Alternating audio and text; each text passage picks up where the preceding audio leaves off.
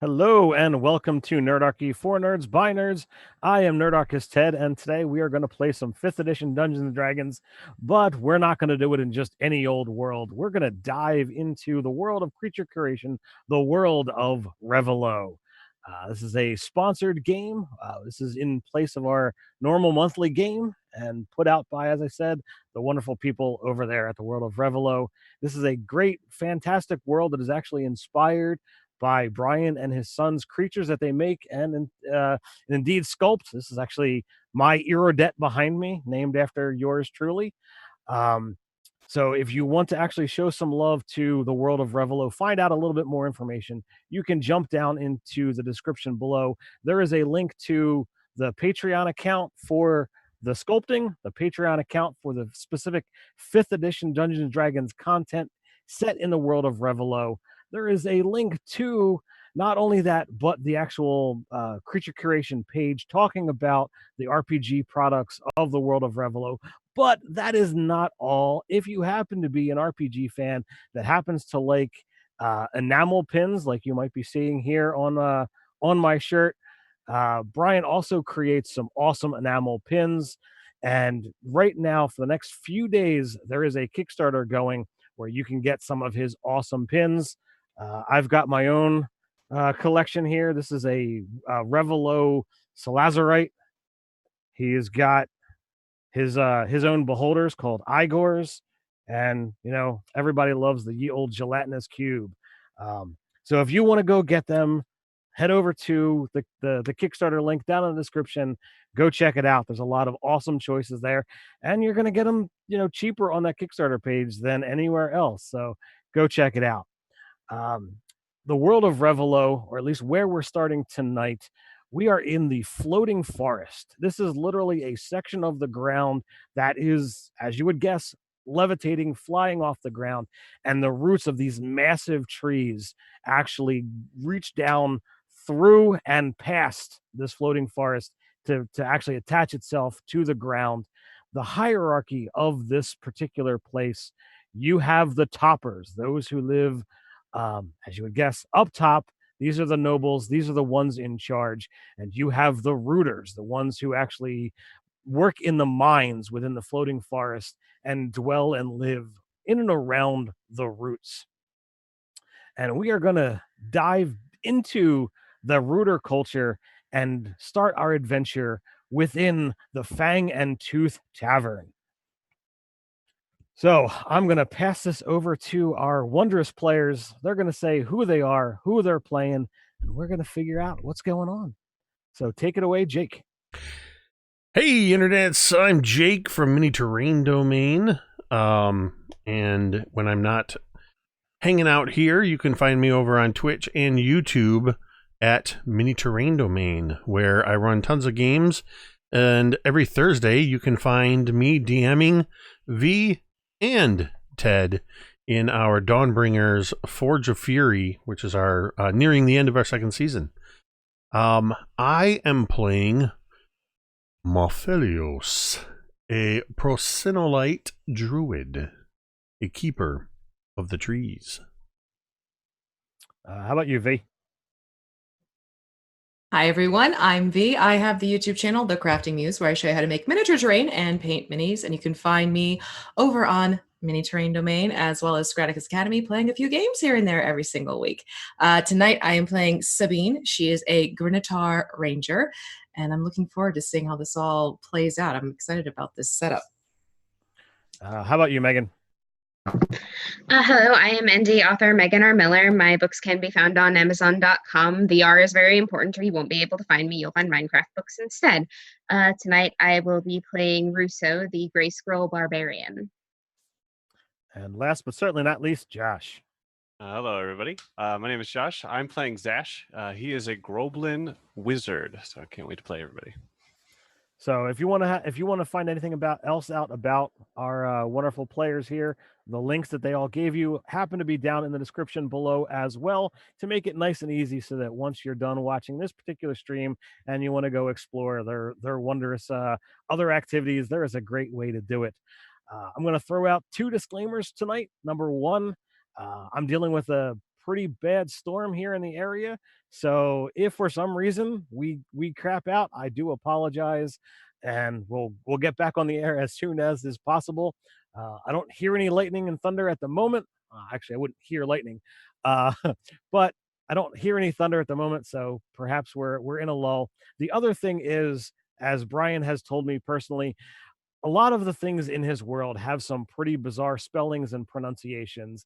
So if you happen to know it as a different way or hear it a different way later, I apologize. Here at Nerdarchy, we're known we mispronounce things quite a lot. So I got carte blanche permission that Brian's okay with it. So with that, we're gonna dive into tonight's adventure, and we're gonna start off, as I said, in the Fang and Tooth Tavern.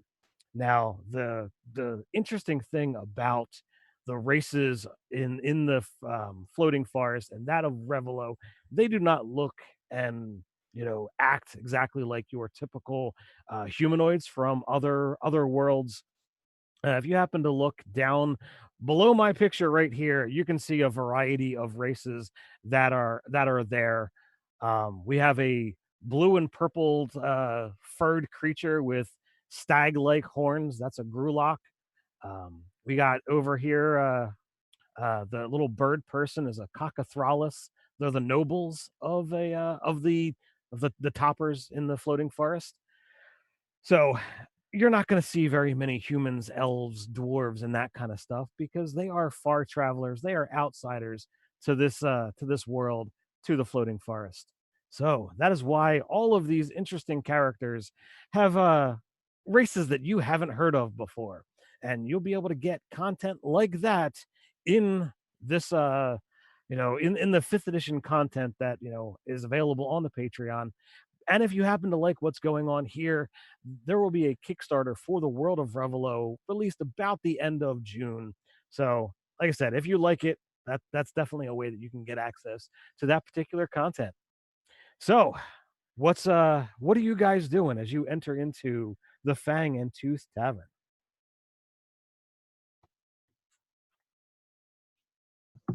All right. So I'm gonna come in like okay, my character is male, by the way. Not obviously. Anyway, so he's gonna come in, he's grumbling, he's got his great sword strapped to his back. He's just gonna sit down at the bar and order the strongest thing they've got. So Ordered just like that. He doesn't know what it is, but that's what he wants. all right, so you have your options of root gut, salazarite swill, or the ichor liquor. Root gut sounds pretty strong. And anything with swill in the title is not something I want to be drinking with either of my faces. So that one. So which one are you ordering? Root gut. Root gut. All right. What are the rest of you doing as you enter into said tavern? I'm looking for something to eat, so I'm going straight to the bar or table, whatever's going to be first available for me. So both of you are introduced to Mary, who is a middle-aged Dryadamus. Who usually has a smile on her face, especially if she is tending the bar. She wears simple clothes that always include a half apron with deep pockets that you can sometimes see jingle as she walks. So you're looking for a meal? Yeah. So she offers some root stew or some meat, whatever it is that would be your preference. I'll take some meat. I'm looking for some substance. How about you, Sabine? What is it that you're doing? I'd be coming in with my hood up on my cloak and have this basically it's kind of like a skull mask on my face where there's some runes like shapes etched into it.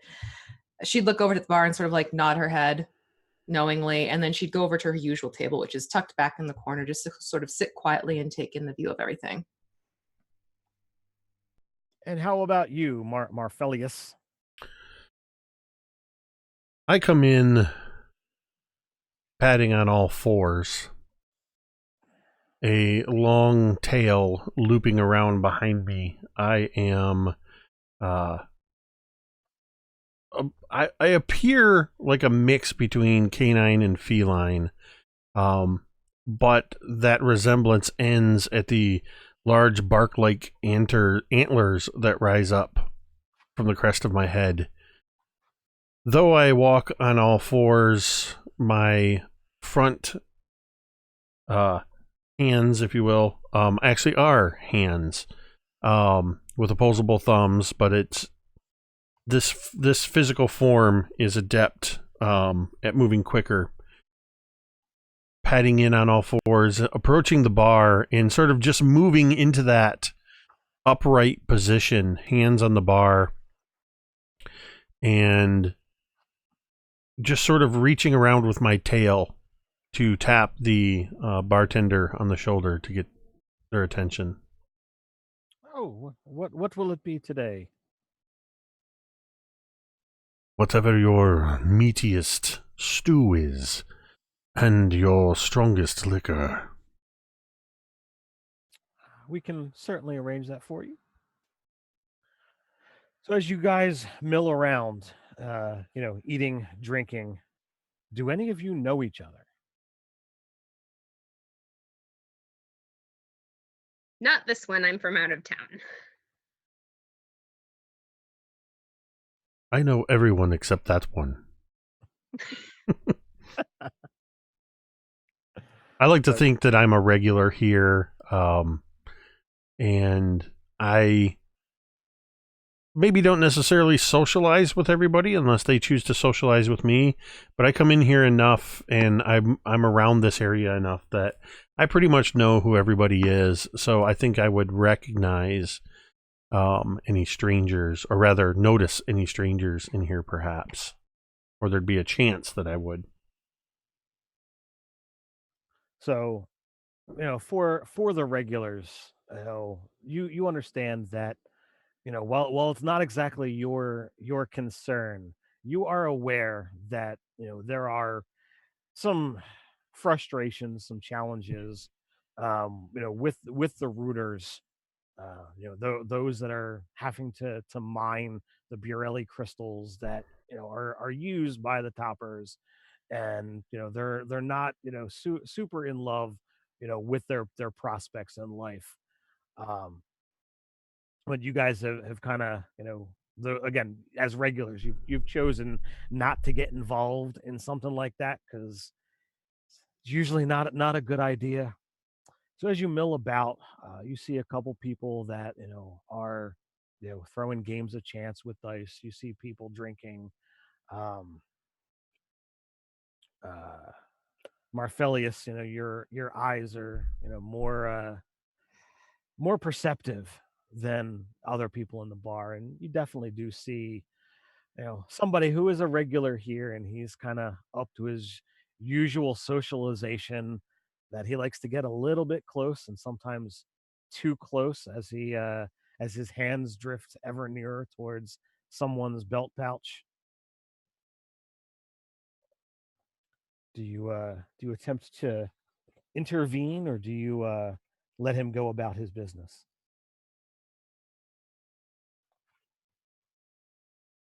I think I would intervene, though I am not a member of the local constabulary. I fashioned myself a bit of a person to maintain my own sense of law and order. I will attempt to move subtly around behind this individual, coming up on his right side, while my tail reaches out towards the hand that is grasping for the purse from the other side. All right. I should state by now, if you haven't figured it out, I have a prehensile tail. So this is Zolta. He is a Calidus who keeps a straight, unassuming face. He only smiles when trying to get what he wants. He dresses in plain traveler's clothes that have some wear and tear, but he always has a journal attached, with a leather thong to his hip. You said it was Zolta? Zolta, Zulta.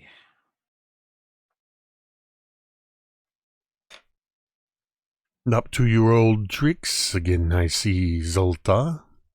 What? And then, he his slow moving hand, quickly moves into the air, faster than people's eyes move over to him. Your eyes, obviously looking at him, see exactly what's going on, but you're the only one that happens to catch on, and it looks like you're calling him out for just having a conversation. I sort of pad around to the front of him. Zolta, it is an otherwise pleasant day today. There is merriment in the air. Why do you seek your pleasures in such nefarious ways? Can't we just have a lovely evening? Oh, that is what I was trying to do. Have a conversation with this dear patron. What are you accusing me of? I am not accusing you of anything, Zolta. I am merely seeing what you are up to today. So are you trying to lay a little bit of context with the way you say seeing? Um, sure.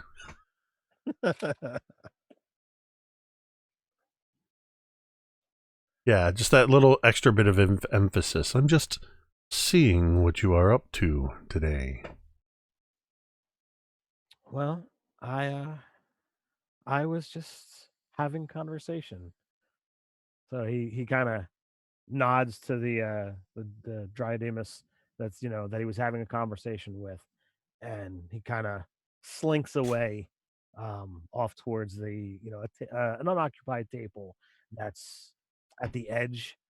And he pulls out the book at his side and kind of puts it up in front of him. Um, Looks like he's reading, but as you observe, it looks like his eyes are still moving around the bar, not reading the words on the page. I will leave him be and move back to the bar. If my meat and beverage are handy, I will eat my food while occasionally grabbing the beverage with my tail. Yeah, it's the stuff is presented there, and you're after you drop your coins, you're more than free to eat there or take it to a table as you will as you see fit. For the time being, I'll just sit and kind of keep my eyes on the room, just observing and probably every pass stopping at Zolta with my eyes just to make sure he's not up to any up to no good. You see that every so often, his eyes kind of like are zoned in on you, and you can see that there's definitely like he's taking note of where you are, but more specifically where your eyes are looking. So that he's got the ability to sit and wait things out. He does spend a lot of time here, and he does spend a lot of time just kind of sitting and watching. But he has gotten away with a few purses, here and there. Um, so Sabine, Russo, and Zash, what are the rest of you doing as all of this winds up unfolding? I'd be sitting back at my table and with my usual drink and basically just sort of eyeing things and taking everything in. It's been a long day. It's more just quiet time for her. And if she sees this sort of encounter with Marfelius and Zolta, she might sort of kind of smirk to herself and raise an eyebrow, but just sort of keep quiet and keep watching as well. So, Rusa heard there were people gambling. Indeed, I'm gambling. there are people who are throwing chance cubes. Yeah, let's rattle some bones. One sec here. So, as you wind up, going over, there's a couple people that are there. Are you gonna roll straight? Are you gonna try and fudge some dice? How it? Arusa's not smart enough to cheat. So why don't you do me this and roll 2d6 for me? 8. All right. So what is your high number in the or what numbers did you roll in your 8? A 6 and a 2. All right. So your first round, it kind of goes back and forth in this, ever climbing, game of stakes, and it was only in that last throw that you just by a margin, wind up, beating somebody out, and you get a few gold coins to, to show for your luck. I am not a gracious winner. Imagine a frat boy in a bar. So you basically rub their nose in it. Oh yes, absolutely.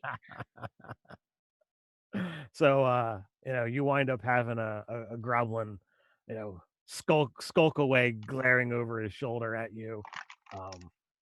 You catch something about, that was tomorrow's meals or something. Do you keep going? I mean, like, yeah, probably, but we don't need to, like. Yeah, it's fine. So how about you, Zosh? Zosh. I am. If I notice that, I just kind of take all my valuables, my coins, and I just put them in between my legs because I don't really want to get up, but I also don't want to be stolen from. And then I finish my meal, and by that time that ends, I'm ready for a drink. So did you want root gut, salazarite swill, or ichor liquor? I can't even say it. Cerazolite. Salazarite. Believe me, it took a long time trying to figure out what that was, and that's actually the thing on the shirt. Yeah. Oh, okay, perfect. Cool. Salazarites are basically medium-sized spider-like creatures that jump immense distances, have vicious mandibles, and yeah, they're pretty much a terror on 6 legs. Pass. I'm sure it's a good drink though.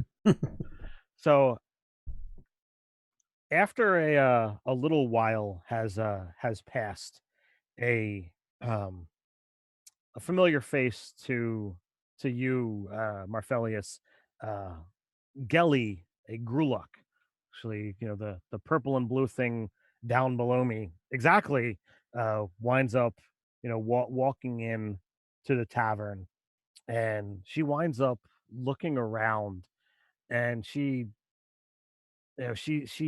kind of glances at several of you, um, as like basically sizing each of you up, and she walks over to an unoccupied tavern, and she pulls out a scroll, and you know puts like a metal um spike, for lack of a better word, into a slot on the table, and hangs the scroll off of it, and it basically is an advertisement for those looking for work. It happens here every so often. Anybody that's looking to not be in their usual trade, somebody may be looking for a day's work, or what have you. This is one way of advertising. So if any of you are so inclined. Yeah, I'll take my drink and walk on over there. Yeah, I would too. Seeing something being displayed, I'd walk over there. Probably keeping back a little bit, seeing someone else is also looking, but would I definitely will take it also go, but it's going to take me longer to realize that something is happening.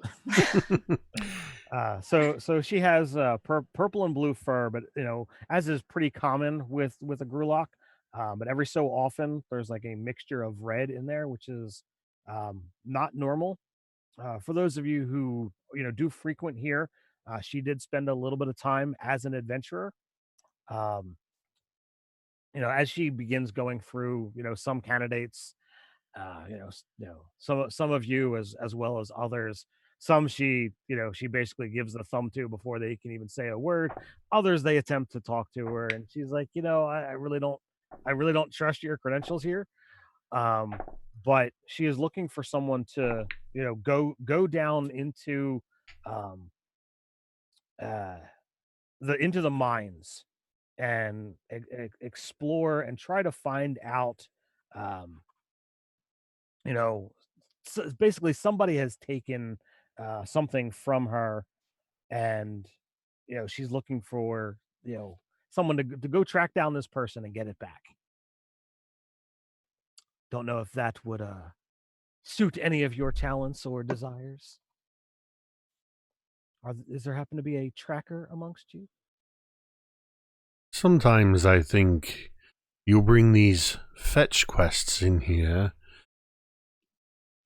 as an attempt to insult my nature. And I smile at her. Well, sir, I mean, no offense. I have something that has been taken from me, and I'm merely trying to get it back. Well, could you maybe expand upon what the something is?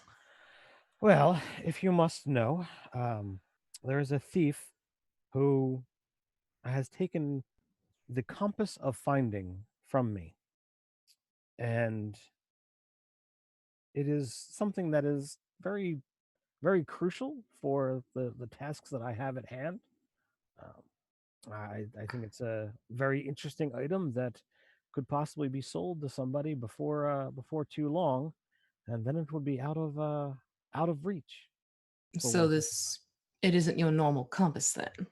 No, no, it is not. Perhaps a description might expedite the process. Um, so it appears to be an amulet, but it has an arrow that points towards the things that you might be, shall we say, looking for. It's an iridescent green 3-inch round disc. It's carved from the shell of a wormling and has a translucent blue gem shaped like a small rod affixed to its top. You know what? We should get one of those. It'll help us find it. Um, we can't use the thing to find the thing. If you found the thing, you'd already have it and wouldn't need to go look for it. Oh, yeah, I guess that's true. Doesn't normally work that way. Otherwise, what's the point for the adventurers?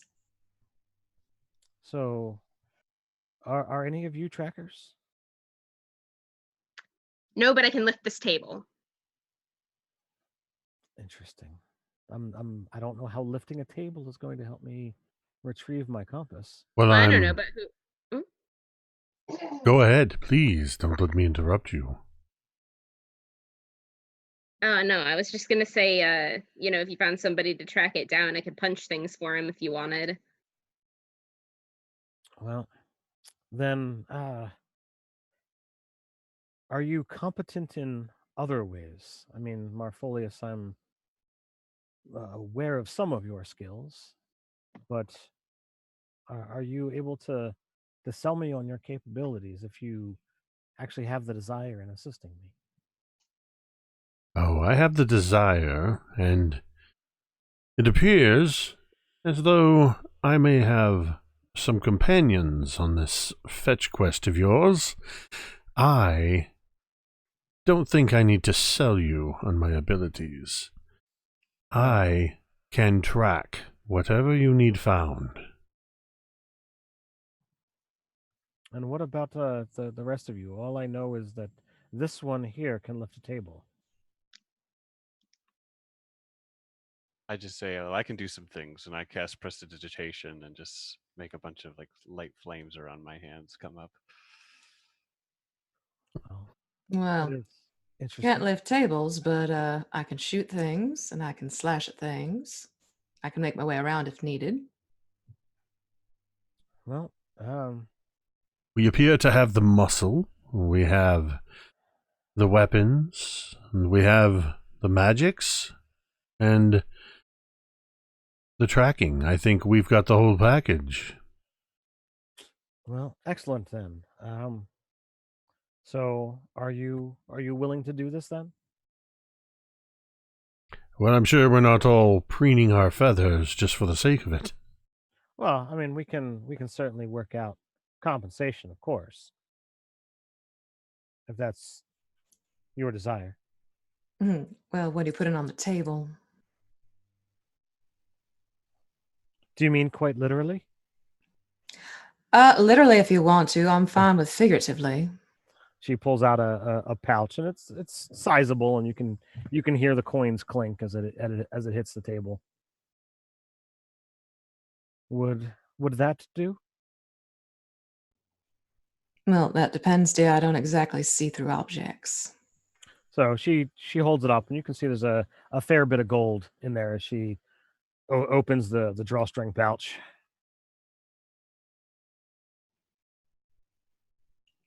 Me.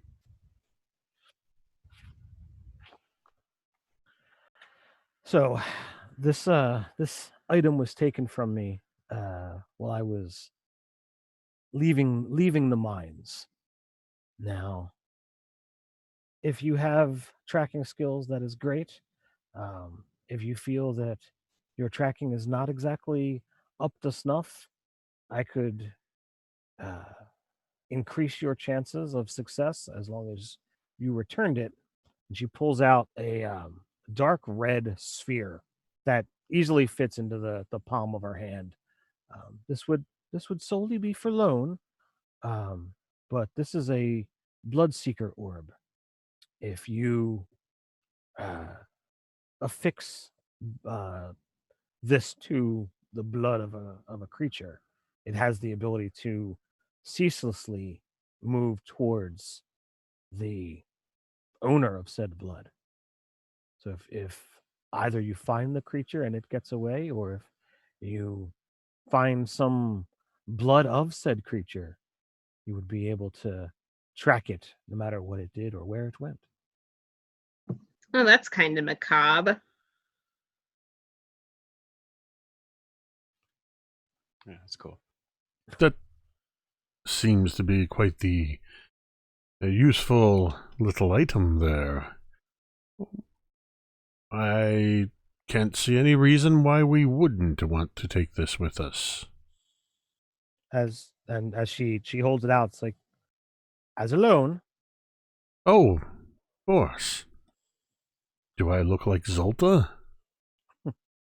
No, no, you don't. If she's holding it out, I will take it from her with my tail. Okay. I love So- having a tail. I love your having a tail. This Having is a awesome. prehensile tail.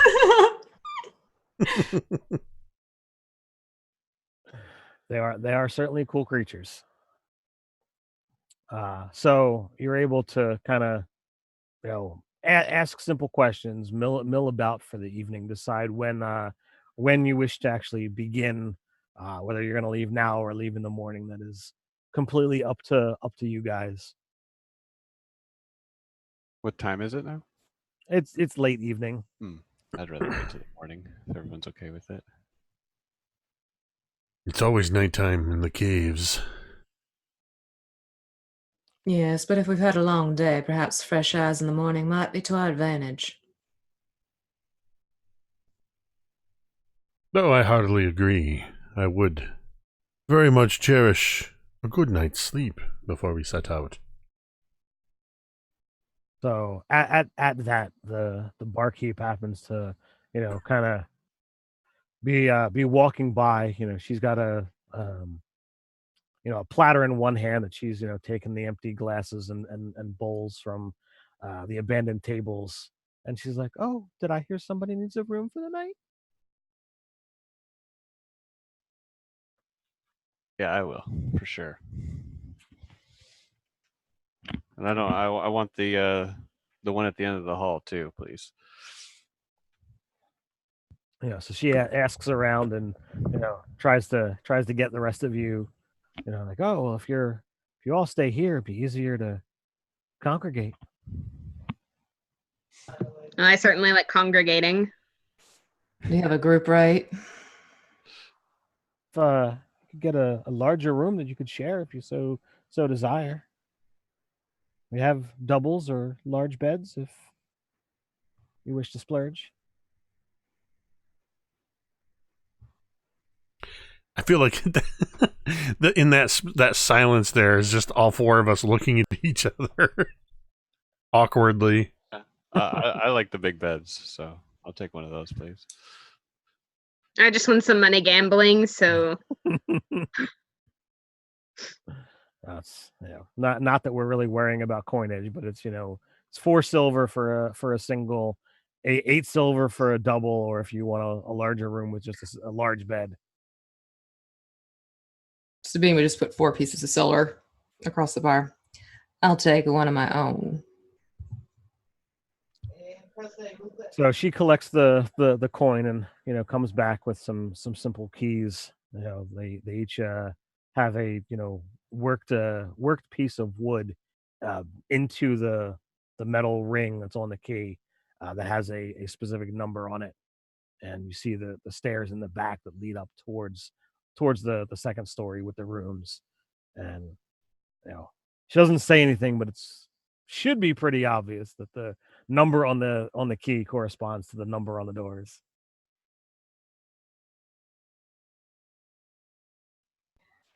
Well, we have our rooms. What time do you want to meet tomorrow morning?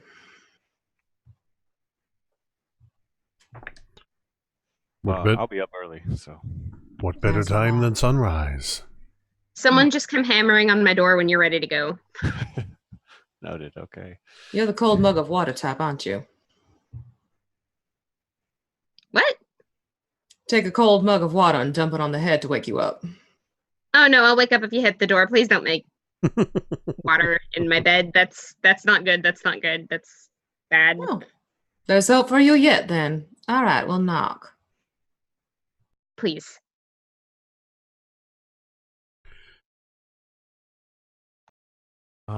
Interesting.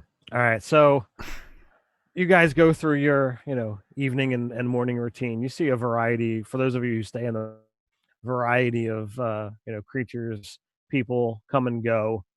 um when you are done with your deal, um Marfelius, you no longer see Zolta in the bar. Apparently your nice long conversation was enough of a distraction for him to either slip out or slip out with something. Who knows? If I don't see him, I don't worry about him. So the morning comes, and you're able to get a decent meal, gather, and prepare yourselves to set out.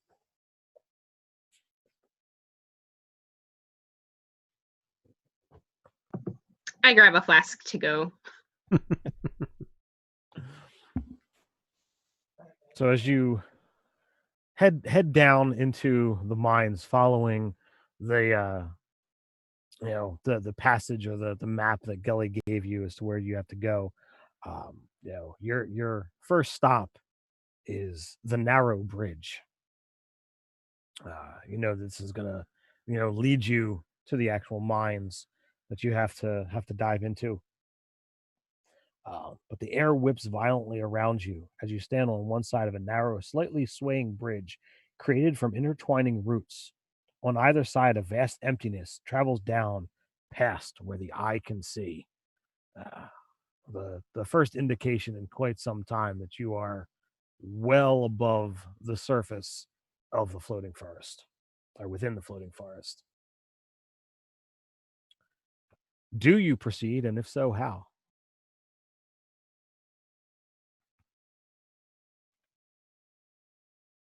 Anyone afraid of heights? Not that I know of. Don't bother me yet. Plus, I can't see the ground, so. Is this bridge? You said it's made of intertwining vines. Is it a living vines? Yes, absolutely. It connects to two massive chunks of earth and rock, but all of the root structure in the floating forest, that has been worked into ladder work. It's been worked into, in this case, a swaying bridge. But all of it is, living, growing, stuff. But it's just been spell worked essentially into a, into a bridge. Does it look sturdy? It's swaying in the air, but I mean, it looks like it'll hold you. Russo is tired of us standing here staring at the bridge and is just going to try to walk across it. So it's a good 60 feet across. Anyone else decide to follow? Yeah, I will. As they're taking off across this bridge, I would like to very subtly, well, actually, it doesn't. I'm not trying to be subtle about it, I guess. But I'm going to cast Speak with Plants. It is a racial feature that I can do once per day. Okay. And I'm just going to talk to the vines of the bridge, because I do this whenever I cross the bridge, which is why I wanted to stay in the tavern, because I can only do this once a day.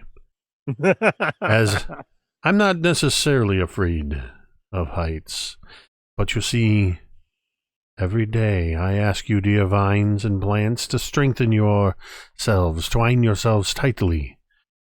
For not only today do I cross, but allies, please, I implore you, please, keep us aloft. As has before, we shall again. And I will bow my head in motion if Sabine would like to also, if she hasn't already, as I've been talking to the bridge. Thank you very much. And then I will follow as well. All right. So Russo, Zosh, then Marfolius, then Sabine. Is that the Sabine went in front of me. Yeah. I'm last. Okay. All right. Stop, strike that, reverse it. So Russo, when you get to the halfway point, you are quite shocked when from underneath you see this spider-like creature, almost the same size as you, come up from underneath, and the swaying of the bridge now becomes apparent as you see several of these creatures kind of begin to surround you. I scream and draw my greatsword. So I have a question. Yeah, sure. So I have a racial that allows me to add extra poison damage to my bite attack. Is it possible for me to spit my toxin on my sword? Sure, why not? I do that. So Russo starts screaming and spitting on his sword. Yes.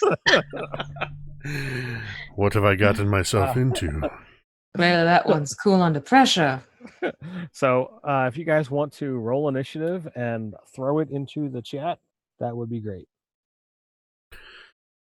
Wunderbar.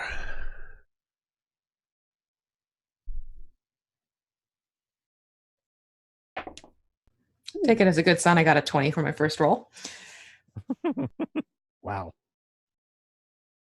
Wow, you guys are killing it.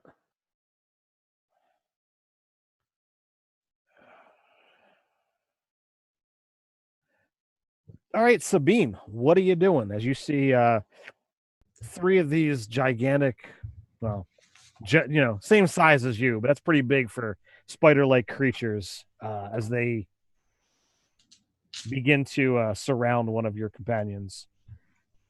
Letting out a large sigh. It's always got to be spider things, doesn't it? She's going to raise her bow, notch the arrow, and aim it towards whichever one is getting lovely. Oh, they're beautiful. That's about what you say. Oh. So she'll aim her arrow towards the one that is closest to striking whichever of the two it's nearest. There's the one? No, there's three of these things. Right. So there's, two on the far side of the bridge. Okay. and then one in between Zosh and Russo. All right, so that's the one I'm going for. All right. Okay, so let's see here. Oh, yes, my dice are happy today. So will a 26 hit?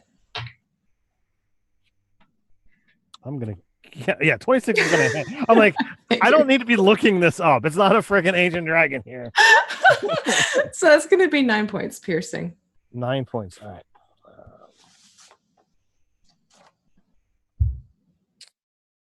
right. That brings us to Marfelius.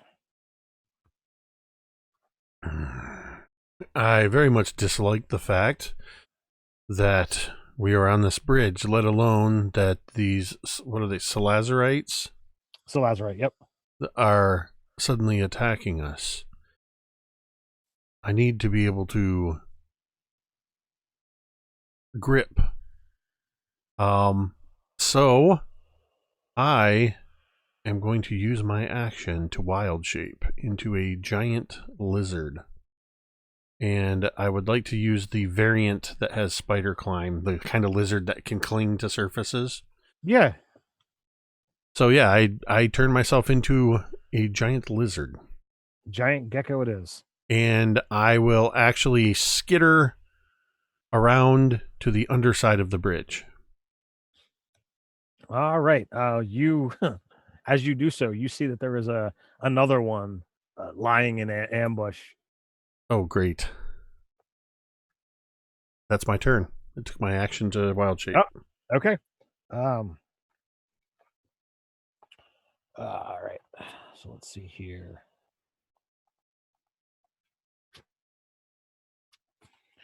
So the one that Sabine struck, he's actually going to turn around and go after Zosh with a bite.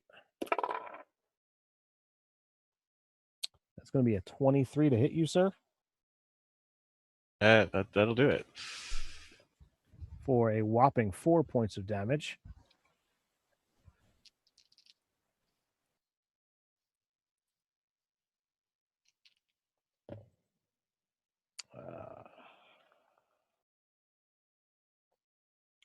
So then the two that are next to Russo, they come in, and he apparently is better at defending himself than Zosh.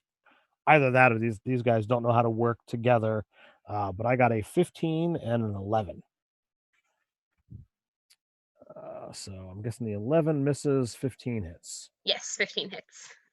So you take 8 as his bite latches into your leg. And after that's done, you are up, Russo. Right, so I'm looking down at this spider thing that just sunk fangs into my leg, and I'm just like, ah, ah, and I rage. 15 to hit. 15 hits, yeah. 8 damage. Like 2 of which is poison. All right. Zosh, you're up. So I'm a small creature. Is there any way I could run past Sabine? Are you On this bridge? disengaging, or do you want to just run away? I'll just run away. You can get past her without a problem. Okay. But if you're not going to disengage, the thing is going to try and bite you again. Okay. That is a 17. That'll hit. And you take another 4. Okay. Well, I am running away then, screaming at this point pretty loudly. And I'm going to cast a Ray of Frost at it, and I have a 23. The one that The one that I'm running away from. 23 easily hits. Okay. 8 damage. I rolled an 8 on that. 8 damage. There you Wow. go. Coming in hot. That is some mighty hot damage there. And that brings us to top of the order. Sabine, you're up. Seeing him run away, she's gonna sort of like make that sound. And she draws another arrow and aims towards the creature that just sank its teeth into Russo. Okay, so you're shooting past the one that you shot at last time? Oh no, go for the same one. Okay. All right, 13 hit. 13 does hit. Oh, cool. Then that's 7 piercing. So your arrow catches it, in the head, and it wasn't quite expecting it, and it winds up, falling off the bridge, never to be seen from again. Well, that's one down. You are up, Marfelius. So I'm going to skitter upside down on the bottom of the bridge towards this one that is waiting an ambush underneath, and I'm going to try to bite it. Sure. And I would imagine as I'm quote unquote skittering as a giant lizard that is a large size, the entire bridge is probably swaying a bit. Oh, you're large size. Wow. Yes. Yeah, I just realized that when I turned into a giant lizard, I turned into a giant lizard. So with each of your steps, you're feeling the bridge. So oh, that's not so good. That's a 10 to hit. Well, I will remind you at this point in time, as I always forget to do so. You guys all do start off with inspiration. That is right. You can choose to do so. And I will choose to use that inspiration to roll what is now a 16 to hit. A 16 will hit. All right, so that is going to take, really, roll a 1 on my damage. 3 piercing damage as I bite it. It is mighty damage of 3. Nope. I was going to have a really bad joke. No. A really bad druid joke. Go for it. We were punning last night. Just do it. My bark skin is worse than my bite. Well, based off of that bite, I hope so.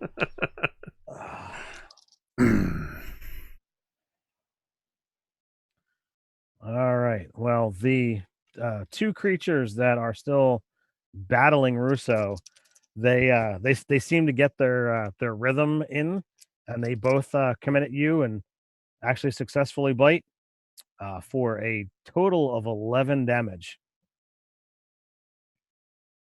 Who got bit? Russo. Oh, sorry, Russo. So I mean, if you actually, I should really give that to you separately since you are raging. That is 7 and 4. So you can round down as you need to.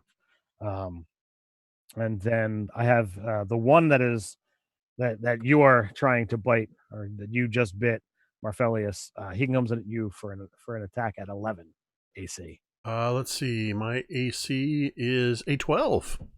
So he does miss you. So that brings us up to Russo. All right. So I swing. It is 14 to hit. 14 hits. Good. Going after the same one? Yes. That's 14 damage, 2 of which are poison. Right. Which I keep telling you separately because these things have poison, so I just kind of you figured it out that pretty much the poison doesn't seem to be doing anything. Yeah, I didn't figure. Is that all you got? Mm-hmm. Zosh, you're up, sir. All right, I'm gonna magic missile the bloody one, and if my 25 movement didn't get me off the bridge, I'd like to take a couple steps back and not be standing on it. That is. All right. So are you unloading your bolts one at a time, or are you just, letting it all go? Yeah, I'm just throwing them at this thing. All right. Yeah. +1. 11. 11 damage. You annihilate this thing. You knock a couple of legs off and a massive hole through its carapace, and it slumps there in a massive heap in front of Russo. Excellent. That brings us back to Sabine.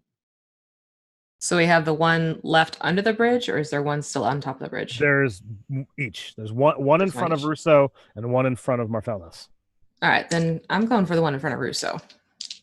That one is uninjured at the moment. Okay, well, Here's to hoping that a 25 hits. 25 basically doubles this thing's armor class. You have not had a hard time hitting this thing. And that's going to be 10 points, Pearson. These dice are very nice to me tonight. Thank you, dice. Marcellus. I'm gonna take another bite of this thing. Ooh, that is a 19 to hit. No, a 17 to hit. And I rolled the D8 at the same time and got max damage. So this time it is 10 points of piercing damage as I bite into this thing. I don't know why, but as a DM, when someone does an even 10 and I can just put the 1 in front of the number before, I like it. It's easier bookkeeping. It's stupid to bring up, but well, then from now on, I will just do 10 damage every time. If you're cool with that. It only counts when you've done a single digit the first time. Okay. It's stupid, but as a DM, it's easier. It's the little things. But yeah, I'm staying engaged with this thing. If I didn't kill it yet, I'm just holding my ground with it. All right. Well, he's gonna attempt to bite back at you. It's a 14 to hit. That will, in fact. So that's 4 damage. As I suddenly realize I'm in a very bad place, wild shaped on the underside of a bridge. 4 damage. Okay. And then a 15 to hit Russo for 8 damage. Gotcha. And then we are up to Zosh. As long as, Russo is still standing. Yeah, I'm going to... Is there any way I can get to the side of the bridge and see what the heck's going on underneath there? Because if you use your full movement, you can be able to see, the lowest spot and see that there is indeed a giant lizard fighting a giant spider. Okay. Well, I'm gonna... Am I 60 feet within it? Or within 60 feet? Yeah. Okay. I'm gonna cast Ray of Frost on that thing. Okay. Ooh, 7 probably doesn't hit, huh? A 7 does not hit. No. I mean, these things have been pretty easy to hit, but a 7's not quite going to get there. Yeah. It's not your fault. I'm under the bridge making it sway all over the place. I was really curious what was going on, so. Sabine, you're up. Gonna go back and finish off the one in front of Russo, theoretically. Yeah, I think that's going to happen. 22. Again, easily. 8 piercing. All right, it's looking pretty beat up here. And 11 is going to miss you, right, Russo? Yes.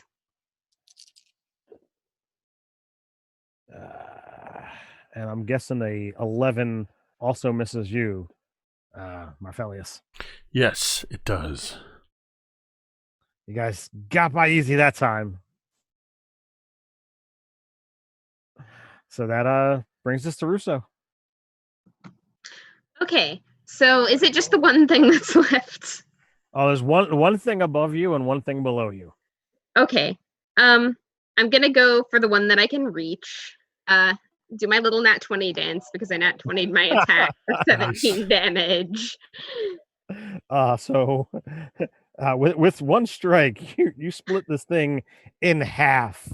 It falls in 2 pieces, and just each piece falls to either side of the bridge.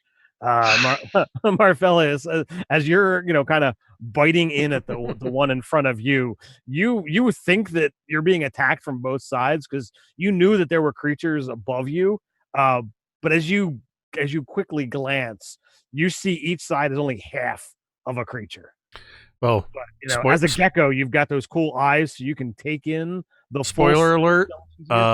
Marfelios has an 8 intelligence, so he 100% thinks that they're two completely new things. Well, your also passive perception is pretty high, and your mentals don't change. So when you see the things, like you might have that gut reaction, panic, but you see them fall and keep falling. You don't hear a sound. So Breathe a sigh of relief. but Zosh, you're up.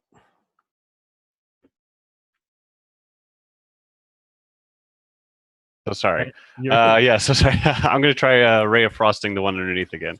Sure. 16 this time. Hits. Okay.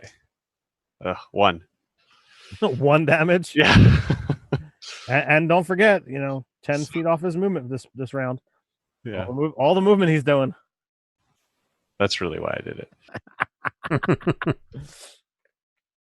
it. Sabine. There's a hole in the middle of the bridge right now where the one spider or the one creature came through, or did it crawl up and over? They crawled up and over. Up and over. Okay. So I guess I will.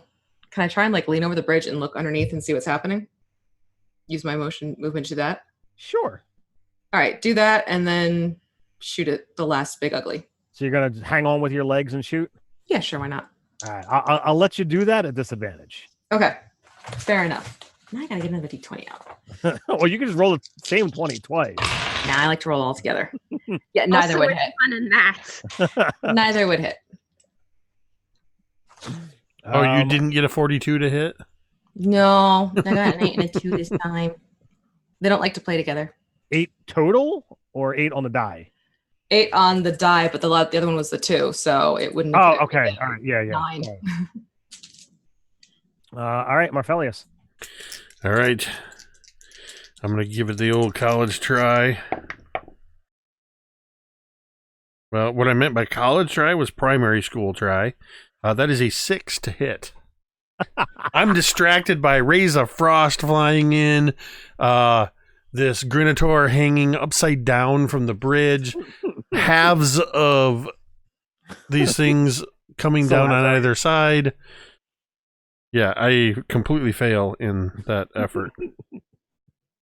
So just out of curiosity, in your wild-shaped form, how many hit points do you have left before I begin rolling dice? I have 15 remaining. All right.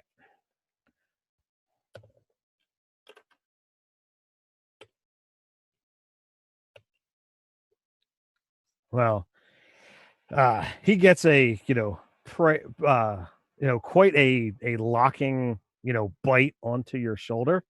That's a natural 20. So I happen to roll a 5 and a 1. So you lucked out for a total of 8 damage. It could have put you at 1 if I rolled max.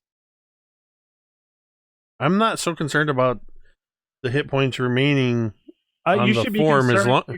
You should be concerned about falling to your death. Yeah, well, fortunately, the Brocinolite does have a climbing speed because I have claws. Okay. So there's a chance. Sorry, that's me crossing my fingers, not flipping you off. I'm not challenging the DM. So yeah, I'm sorry, that was 8 damage that I took? Yes, sir. Okay. So down to 7 in this form. That brings us to Russo. I am not pre-prepared this time because I didn't think I was going to go again. All right, let's see if I can snap this thing. That was a fair assumption. Dirty 20. So how are you trying to attack this thing? It is underneath the bridge. Can I see like through the vines where it is?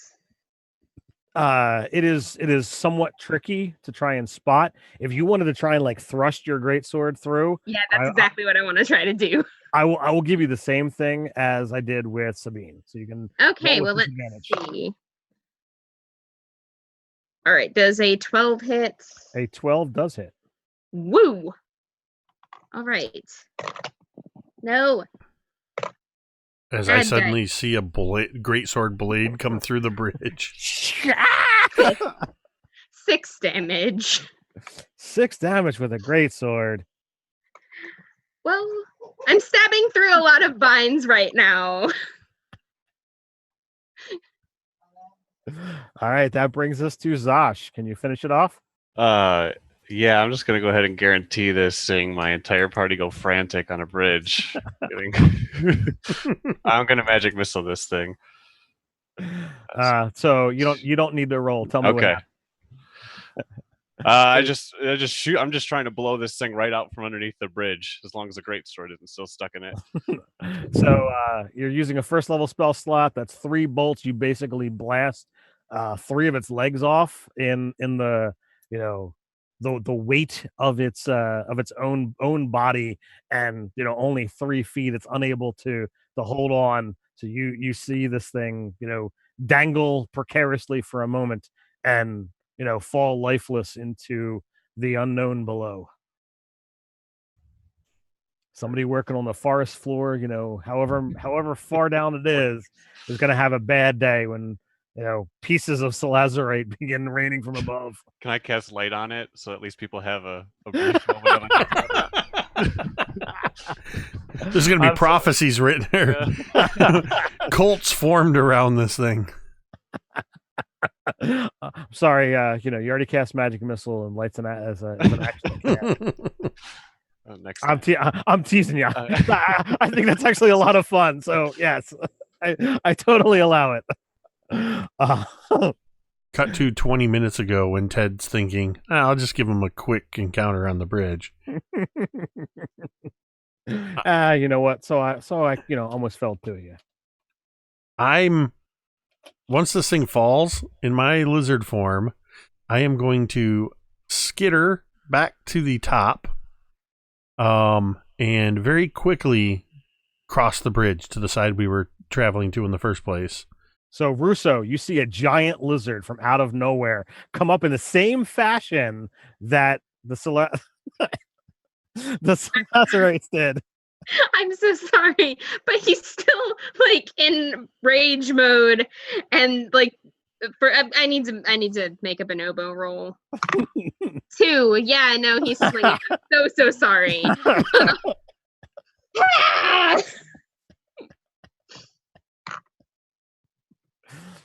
Does a 22 hit your AC? Yeah. It's AC 12. Well, I also did 6 damage again just now. I rolled a 3 and a 1, and then I get plus 2 damage from my rage, but like that's still not a whole lot, thankfully. Believe it or not, I'm still up. Fun. That's 1 hit point left in this shape. I take the hit. I imagine that hit cuts my lizard tail off. Megan, you get another inspiration for that, because to stick to your guns with role playing, I was basically just trying to tease you about it, and you went with it. So I love it. but you do see, as I make it to the other side of the bridge, once on solid ground again, I turn around and you see the lizard form back into my form. All right, and so sort of sitting there just panting and So if your lizard tail was cut off and you wild shape back into your No, don't you dare. Don't you dare.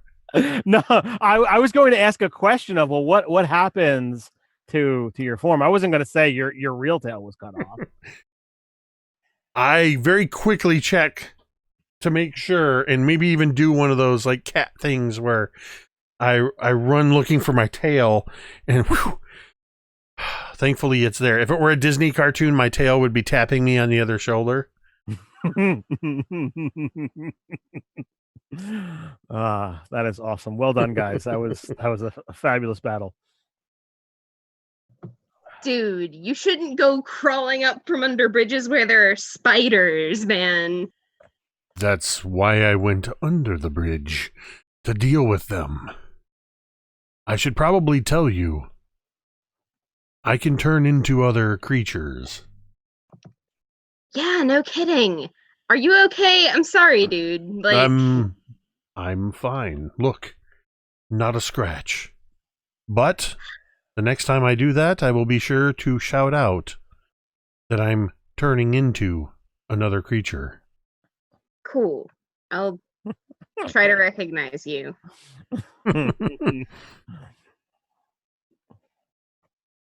Is everyone okay? You look...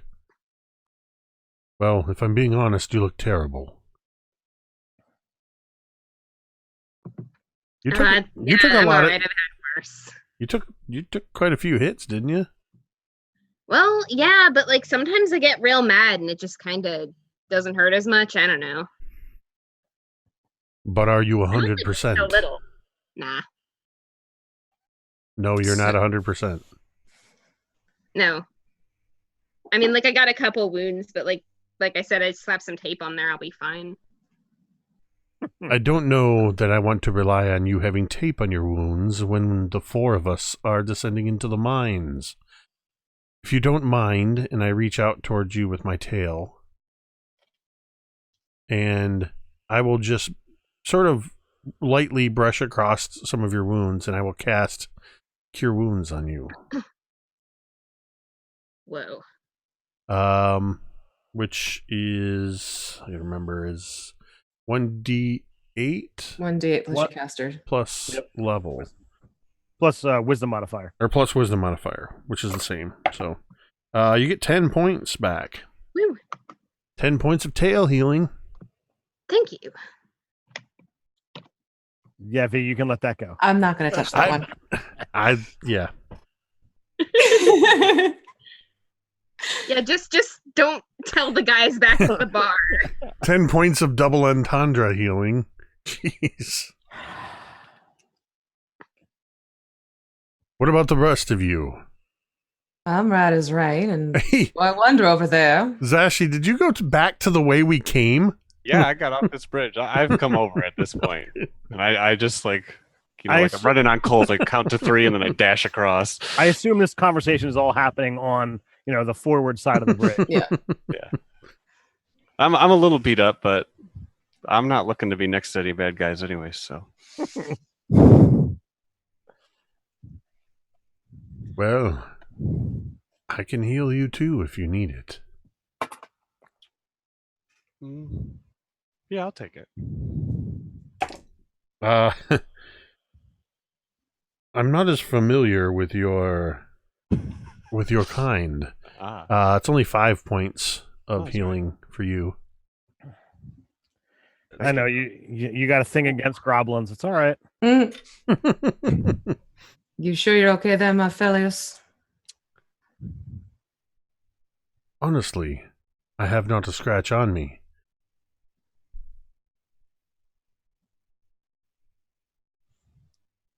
Yeah, I always wish I could have 2 skins. Heck, 2 tails.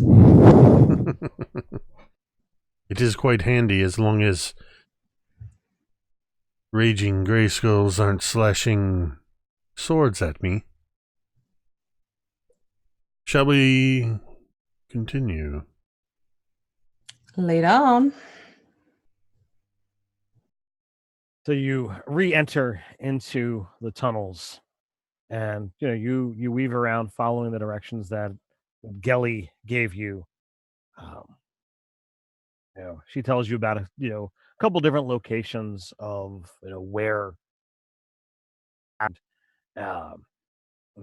she had been, and you find yourself at the miner camp. As I said before, the Burelli crystals are mined. And that's what a lot of the rooters do. They're red crystals that have the ability to be explosive. And as you enter into the camp, you see barrels of these crystals haphazardly around the camp. Some have been knocked over, some are still upright.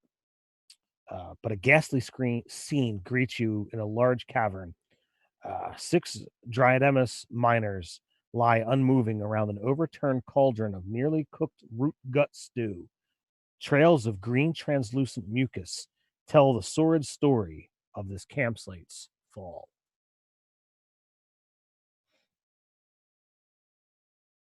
So as you kind of look around, besides the 6 dead Dryametus, you see this yellowy mucus trail, going, in a variety of different directions. And let me get the size real quick. Small, like maybe 2 to foot long, carapace, worm-like creatures. Somebody wants to make an Arcana check, feel free. But the corpses of these things lie scattered around, at least half a dozen, maybe parts of some as well.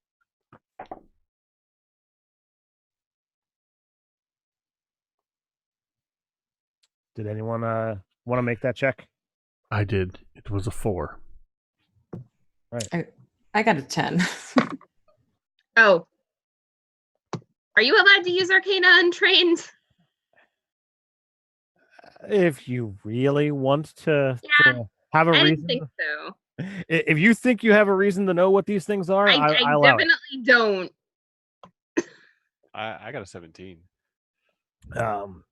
You know that in the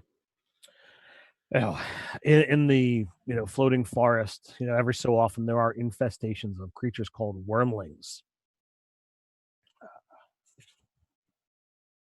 They are infestation throughout the roots, causing decay wherever they nest. These insect-like creatures grow to be about 2 feet in length and stand about 8 inches in height.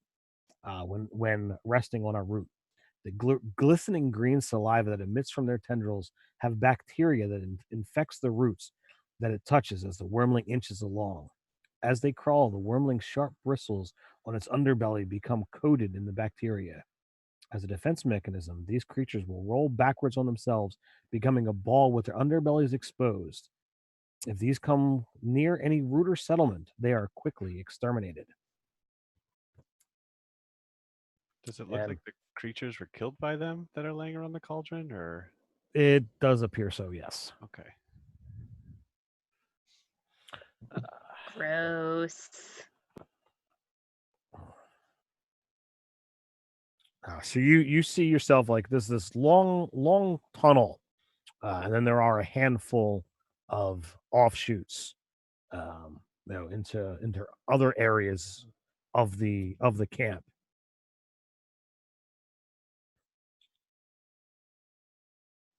Does anyone here know the mines well enough to make sure we're not going to get ambushed or anything like that, or to help us? Well, I know some sea shanties.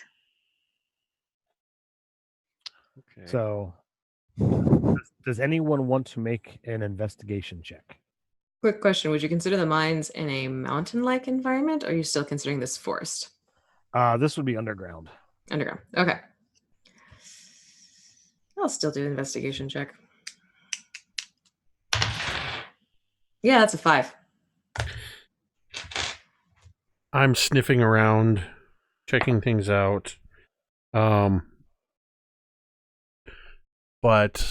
I don't know anything. That's a 3. Wow. All right. So, you see that there is in an area from where you're standing now. You're in the middle of the camp. You've got an area that goes off to your left. You see that there are some areas that like basically loops around. You've got a wall in front of you, and then to your right, you end up passing an entryway.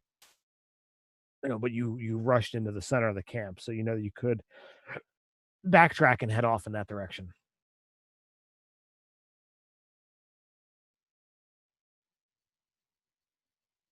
Where do you Well, wish to go?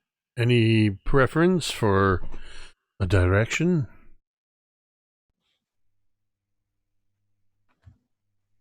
At this point, not really, unless we see something that looks a little bit more active than the other.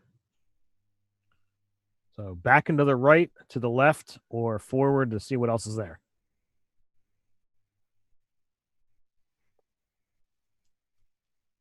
I, in the absence of a decision, will move forward. All right, so the tunnel kind of curves a little bit to the right. And then you can see past the wall, and you can either go around the wall to the right or around the wall to the left. Well, I think you know which way we want to go, Ted. Around the wall to the left. This alcove of roots is pocked with empty crystal sockets, and only a few small crystal growths remain. A single thick, glistening green slime trail streaks the center of this chamber. So, is it a dead end?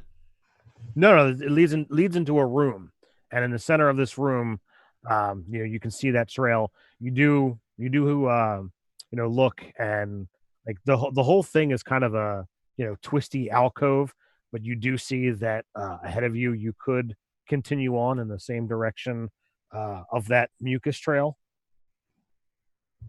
Oh, look, it's leaving us breadcrumbs.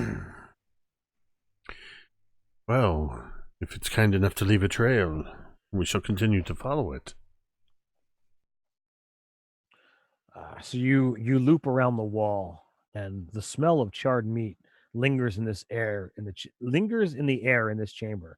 Chunks of green flesh and iridescent green shell are scattered across the floor and embedded in the scorched root walls.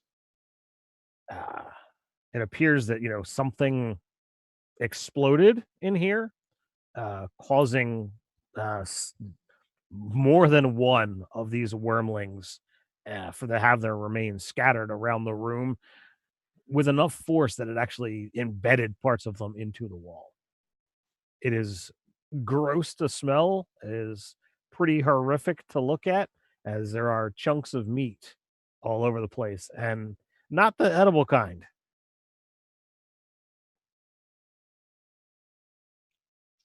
Arcana check to see if this is done by spellcasting. Sure. 17 again. All right. Can you also do a investigation check for me? Sure. Ooh, 19. So, you had heard or know that the Burelli crystals that are mined are explosive. If you put enough of them together and ignite it, it's certainly got enough juice to make this happen. The other thing that you happen to notice as you're examining all of this, you find the remains of a pair of legs still attached to their boots. So you see one leg that has been removed mid calf, the other one just above the knee, as the legs, kind of are just fallen over with their boots still attached. I'm just gonna say it looks like someone got mixed up in this worm situation.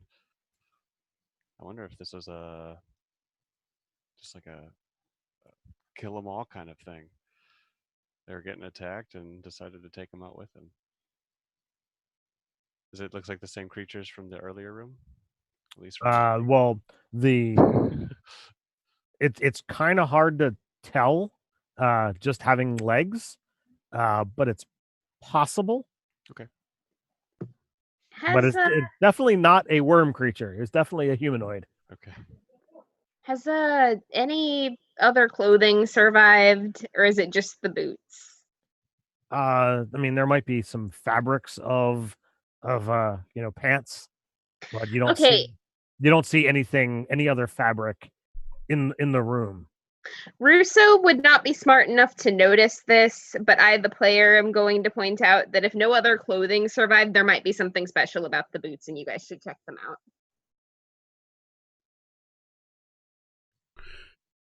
Yeah, check these boots out. It's a great idea.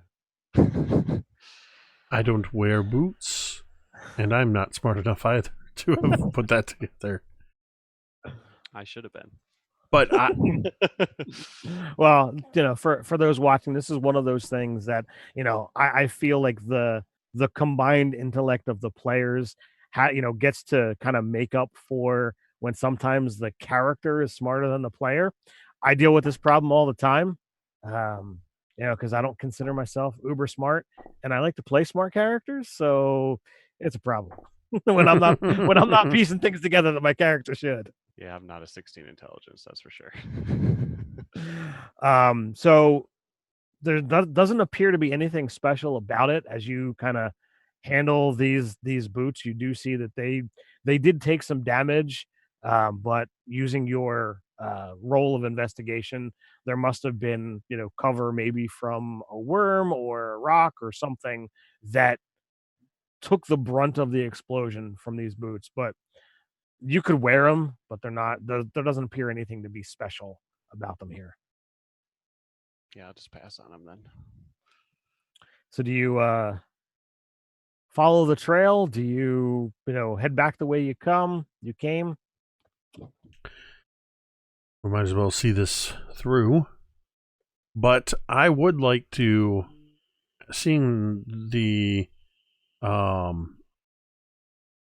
way these things were dealt with, you would see from these bark-like crest, almost like antlers on my head, you would see as it appears that the bark spreads across my body as I'm casting bark skin on myself for the next hour. At this point, Russo's just like, this is something he sometimes does. I can accept this. It's still me. Please do not strike me with your sword. Well, I mean, you kind of still look like you, just all tree-like.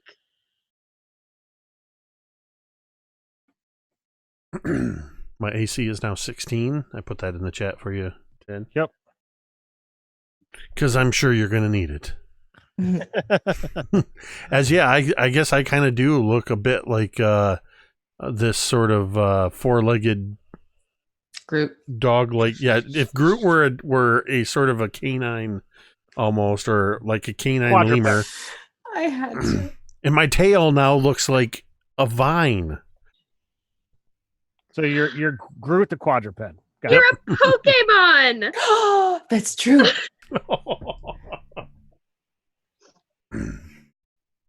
So who goes into the next room first? I'll go. I just see Zashi down there going, nope, not me. I'm a barbarian right in. Let's go. Sabine would follow right behind Russo then. So as you walk in the room, the very faint grunts and groans. A Dryademus miner pulls himself deeper, desperately through this room. He appears to have suffered a severe accident and is missing the majority of both of his legs. His clothes are tattered and burnt. His once purple fur is red with blood and injury, as he has been clearly severely burnt. What do you do? Hey, can you use your tail? What? No, not you. I turned to look for. I'm sorry, I can't see your name. You're all tiny. Marfelius. This might be beyond my abilities. This goes far beyond just a simple swish of the tail. I mean, can I do a medicine check on him or something to determine if I could help him? Go for it. Which die?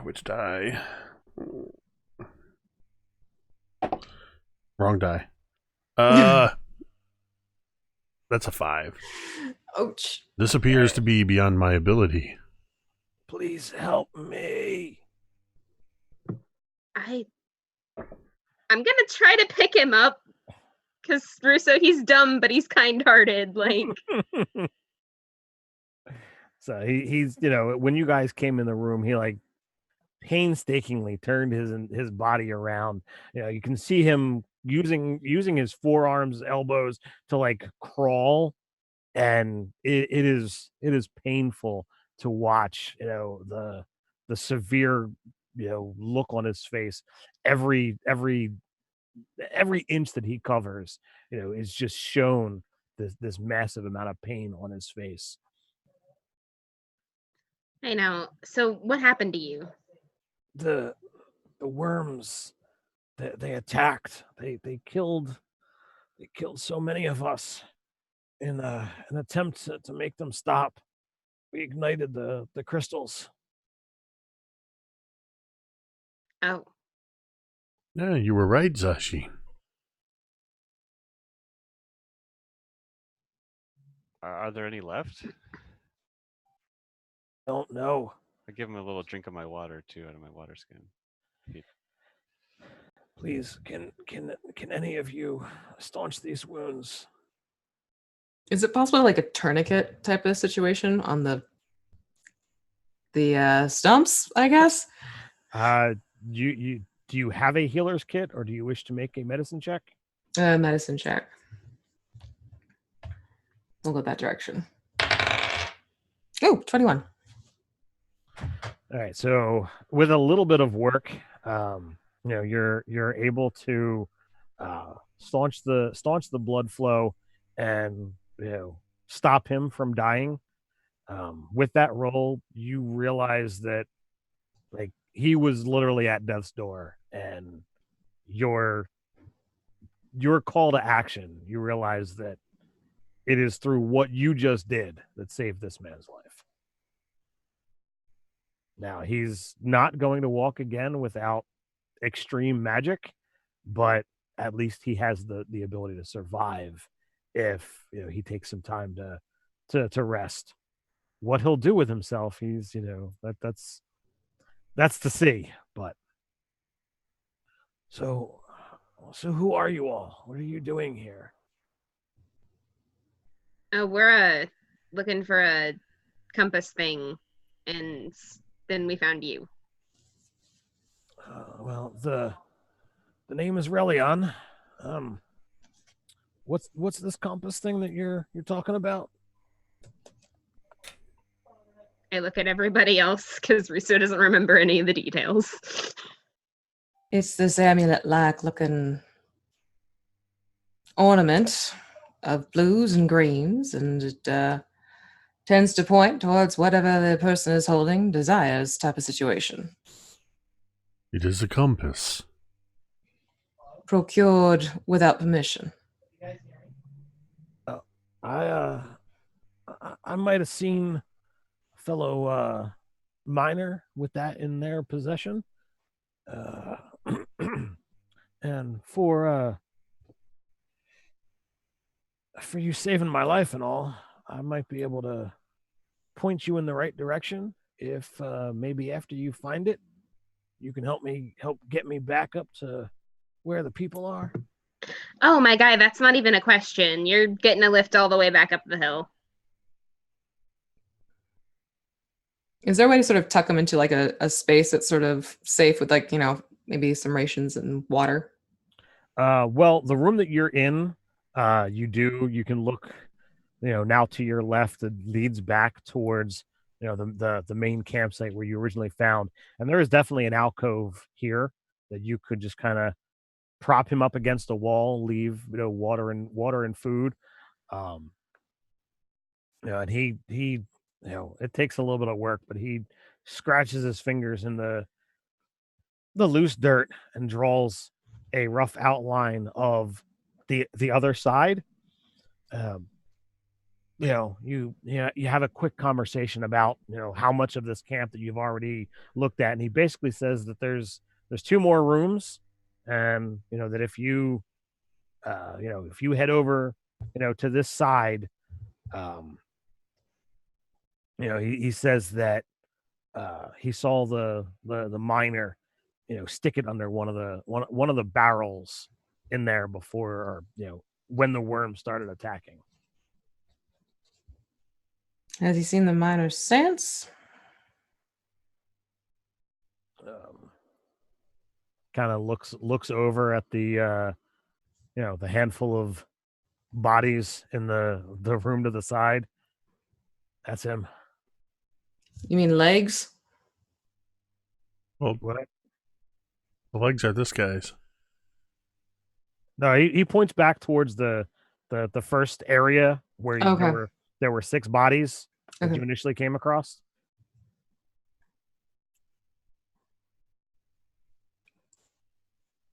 Well, at least so you don't have to worry about him anymore then.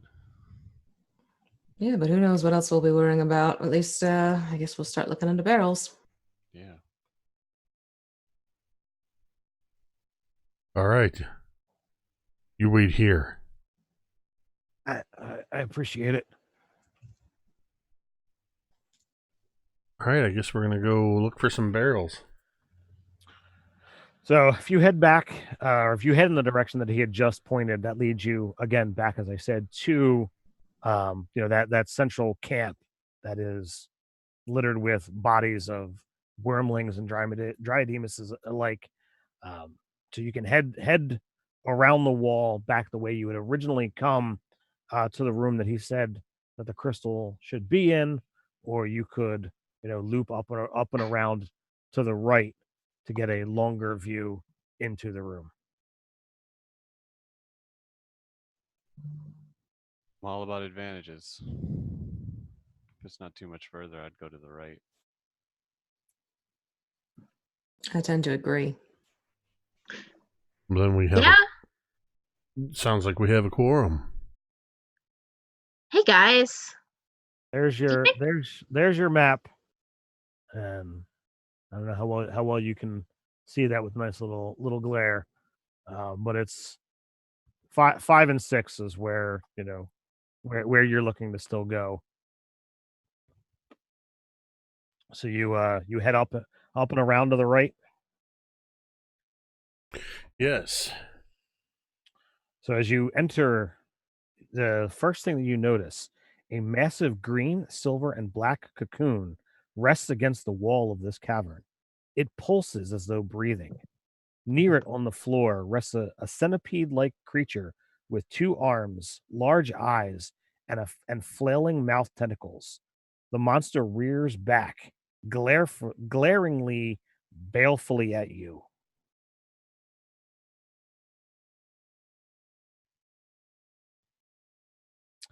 What do you do?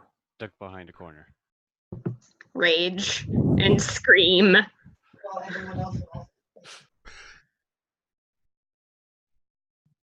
Okay.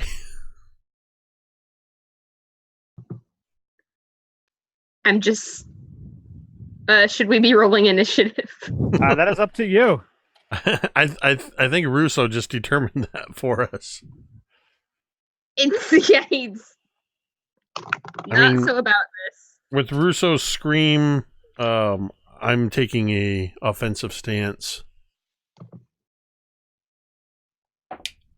I rolled a 7 though, so you can stop me if you want to. I rolled a 5, so I actually can't. Looks like I'm.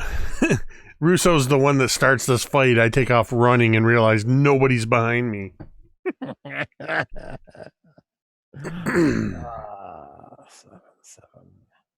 We're still waiting on Sabine.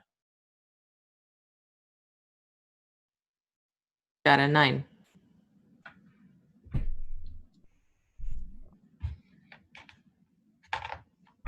So, Zosh.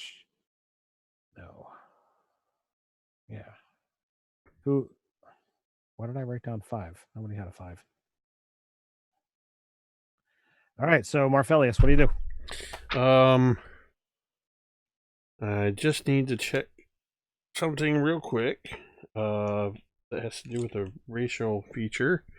Oh, there we go. Weapons. Yes. Okay. As I charge towards this thing, spurred on by Russo's bellow of rage, I draw a scimitar as I rise off of 4 feet to 2 feet, and with my tail, I pull a hand axe out of my belt. As I draw the sword, I look to my side and realize Russo's not there.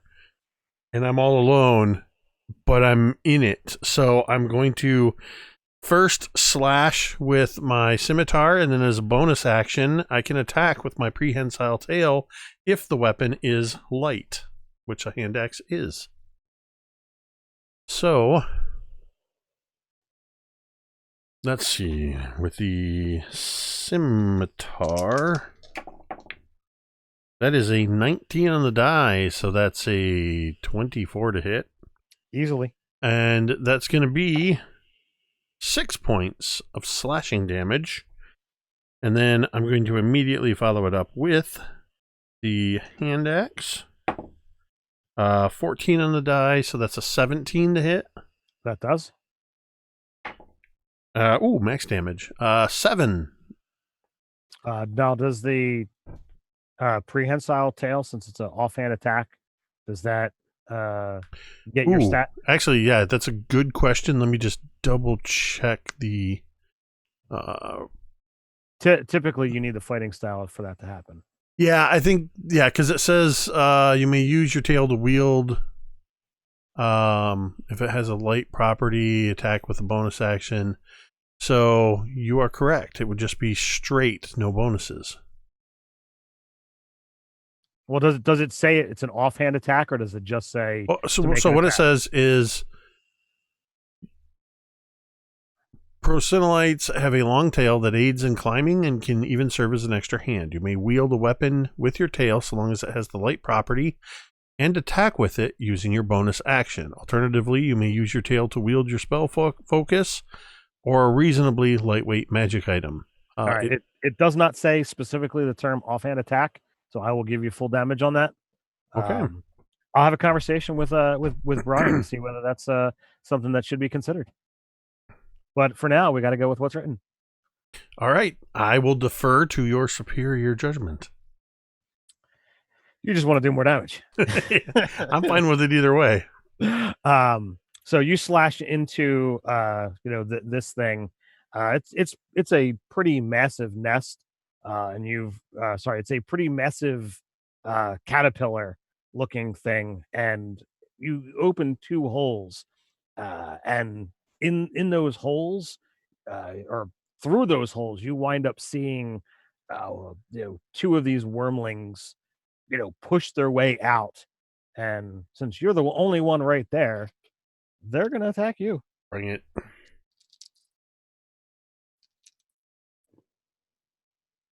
That is a dirty 20 and a 17. It doesn't even matter that I have bark skin because they both beat it. And I'll have to roll a concentration check. Barkskin's concentration? Yes, it is.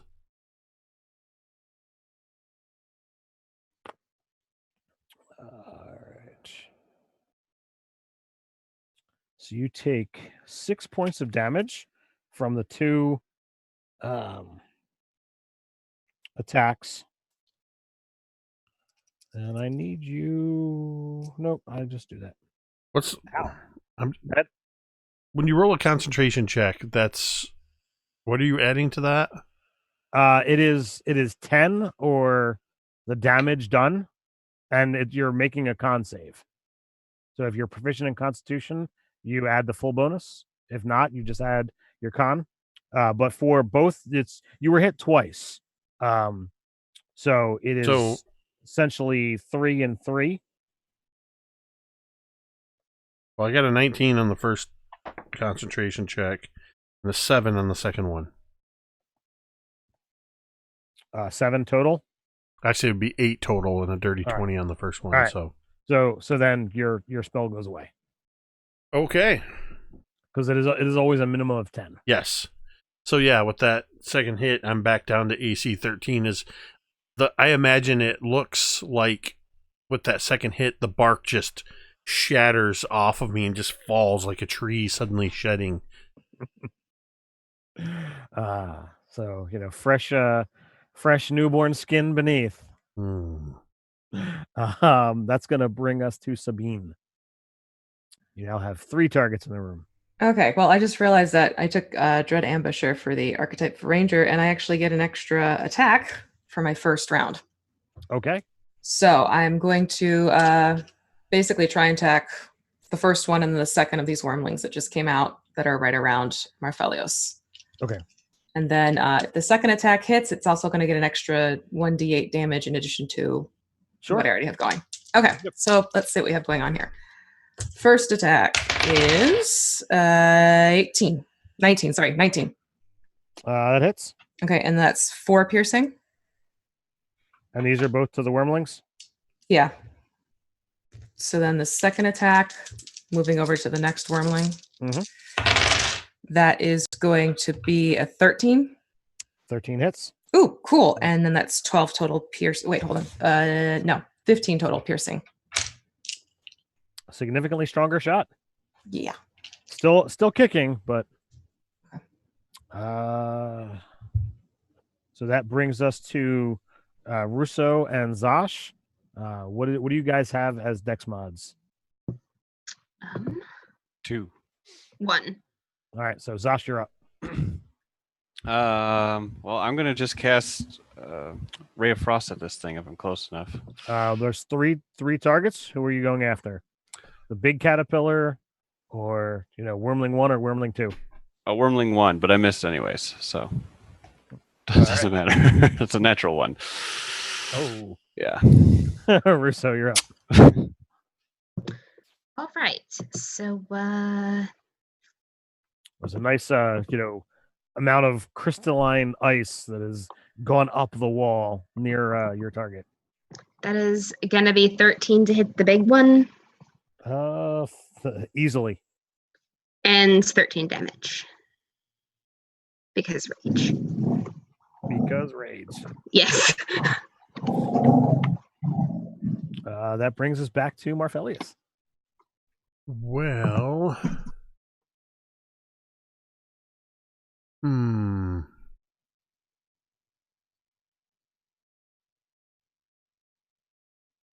I am going to just checking on if I can do this. Yeah,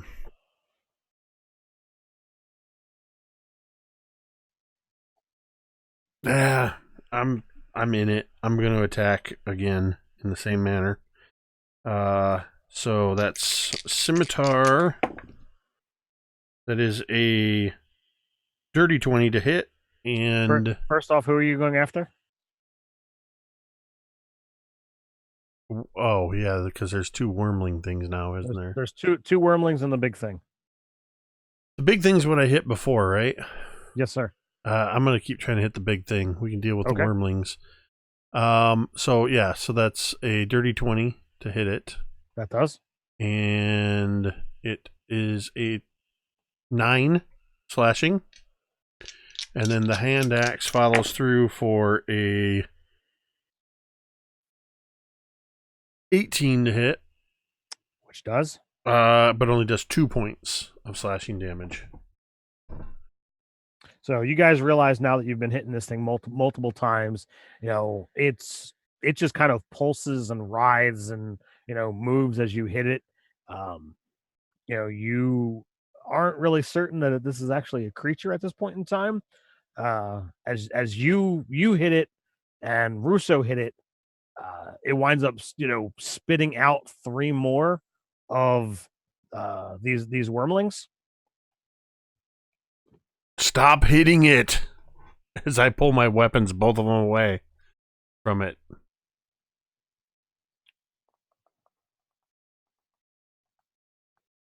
One second, please.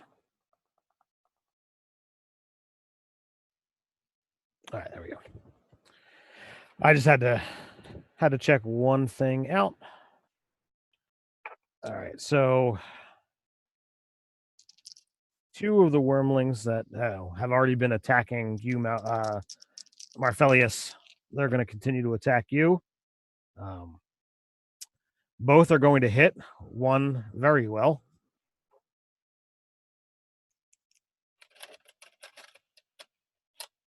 I.e., that was a crit. Of course. So only the second time you crit against me. So you no longer needing to worry about that. So that is 3, 6. you take 9 points of damage as these two go in after you. Two of the new ones are gonna go after Russo. It's a 18 and a 14. So Yeah, those both hit. So that is a grand total of 6 damage. What kind of damage? Piercing. Okay. Did you already round that down for me? Sorry, no, it's Okay. 4 and 2. It's die 4. So all right, let's see here. Sabine and Zosh, you didn't actually approach, right? All right, Megan, do you want to be 1, 2, 3 or 4, 5, 6? 1, 2, 3. 5 it is. So that is a 21 to hit Marfelius. So you take another 2, sir. And that brings us to Sabine. All right, I'm going to shoot the first wormling, Okay. and that is 11. 11's not going to do it. Crud. All right. Zosh. I'm going to use another magic missile here. Okay. Who are you going after? I'm going to go after the wormlings. I'm going to go after. There are 5 of them. There are one that's been hurt a little bit and one that's been hurt a lot. I'm going to do 1 bolt to the one that's been hurt a lot and 2 to the one that's been hurt a little bit. Okay. So the one that's been hurt a lot. Ooh, rolled a 4, so 5.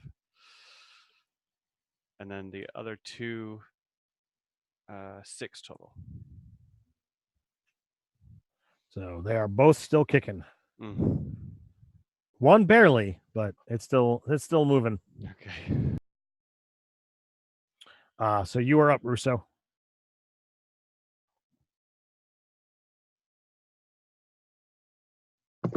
Yes.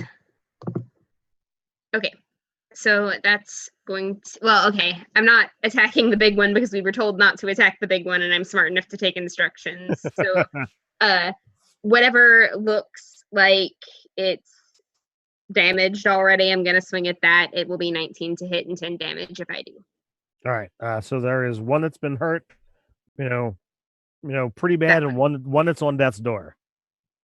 Oh, the one that's been hurt pretty bad because I hit pretty hard. Like, all right. He is still kicking, but he now looks as bad as his companion. Marfelius, you're up, sir. I am going to wild shape. Suddenly in the midst, I just sort of taking these hits. I do this sort of weird leap thing and just spin in place. My own blood spraying out in flecks because I have taken a lot of damage. And as I come out of this spin, an angry giant badger now stands in the midst. And because I am a circle of land badger, druid, badger, it does take a full action for me to wild shape. Okay. So that brings it back to me.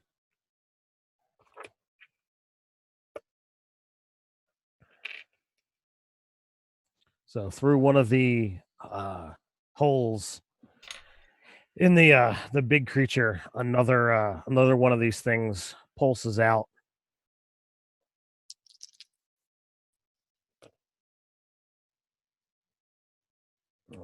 So we have 9 does not hit you in a badger form, right? No.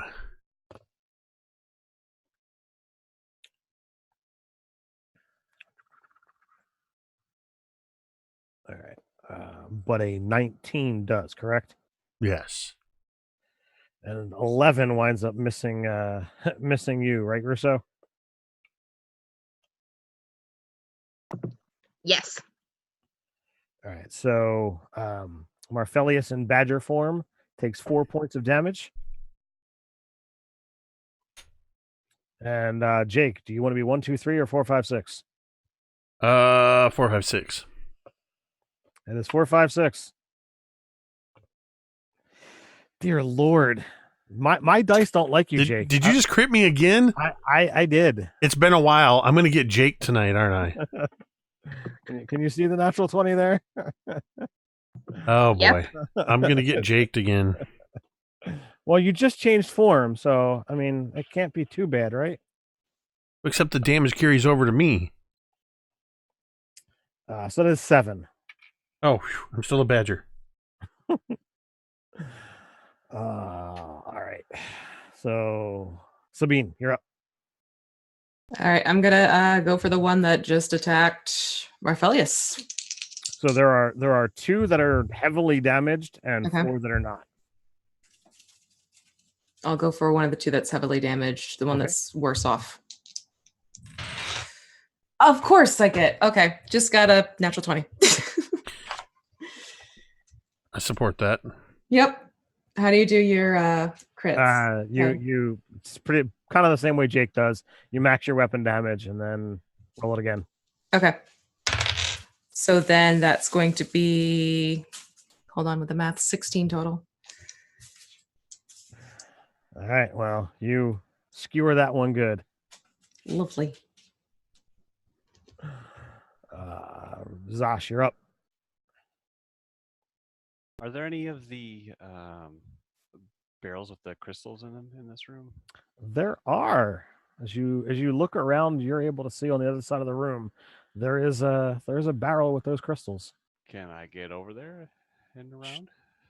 Oh, absolutely. I mean, this room is maybe 20 foot across, so Okay. you could easily get to one, and Yeah, I'm gonna grab a handful of them and as many as I can, being as tiny as I am. Might only be 2, but I'm gonna put them next to the big okay. worm thing, and tell everyone to get back, because I'll light a torch as soon as I can. All right. Well done. So what are you doing, Russo? Out of character, I am very excited for what's about to happen. In character, I am really trepidatious because we saw what happened the last time people decided to blow some of this stuff up, so I'm going to run the other way. Are you disengaging or are you just fleeing? No, I'm just running. Like, this is crazy. You're crazy. No, you just got hit twice as you fled 2 creatures. And You technically, know what? That's fair. I will take that damage. I'm not getting blown up. Your rage does not end until the end of your round. So I mean, well, technically you're taking damage, so you could keep your rage going. But that is 5 and 4 damage respectively. Okay. Respectively. Marfelius, what are you doing? I am a very angry badger. And I have multi-attack. So I'm just going to viciously and randomly attack 2 of these creatures. Well, there are 5 of them. One that has been heavily damaged.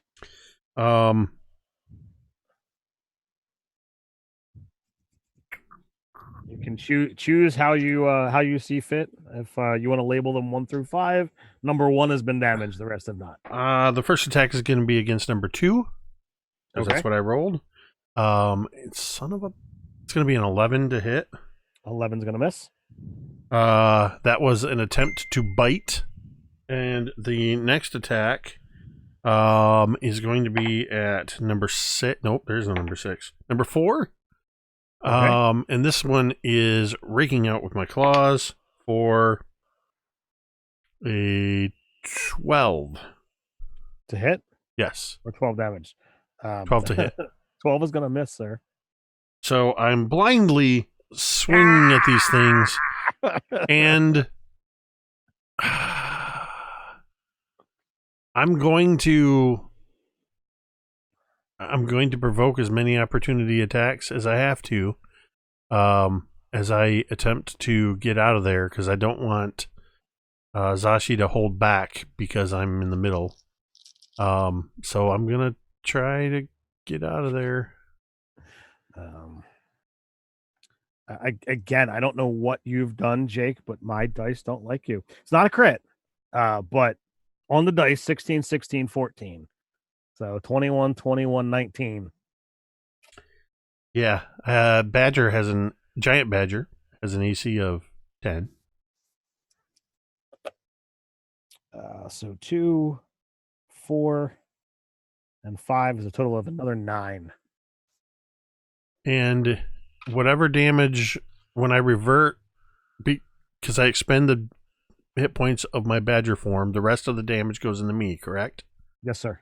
I am unconscious. As I try to get out of there, I get hit the first couple hits. In fact, the first hit sort of smacks me into my true form. I barely take a half a step as two more of these creatures hit me, and I collapse in their midst, unconscious. I only had 2 hit points left in the Badger form and 4 in my own form.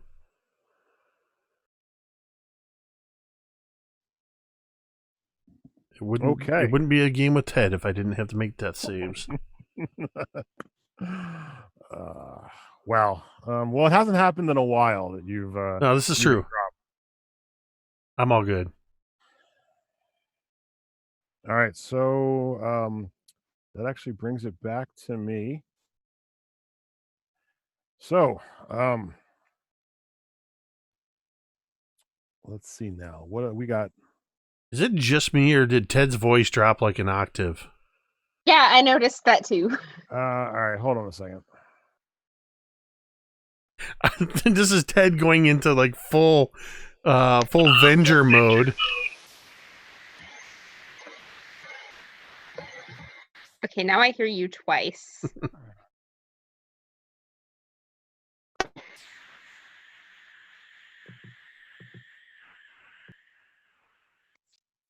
Is that any better? Yeah, there you go. All Just right, all of a sudden, Ted's like, "All right, now I'm gonna deal with the rest of you."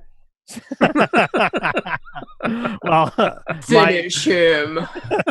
my headset cord wound up, getting pulled a little bit. That's so a weird effect, though. I was trying to fix it, and apparently my voice went down. You were talking, Jake. You were in chipmunk mode for me. So, oh boy. It was pretty comical, and I'm like, all right, let me just see if I can fix this real quick. And yeah, all right, so you dropped 5-10 feet away from these little creatures. Everybody else is back. So we got 5 of these things. 2 of them are going to wind up pursuing Russo. How far back did you go, Russo? Did you go past Sabine and Zosh? Well, I'm up in the mix right now. Yeah, probably. Like I just out the room if I can. Like. All right, so that means 2 of them are going to go after Sabine. The other 2 are going to attack Zosh. That's there. So it's a 9 and a 21. 21 will hit. For 5 points of damage.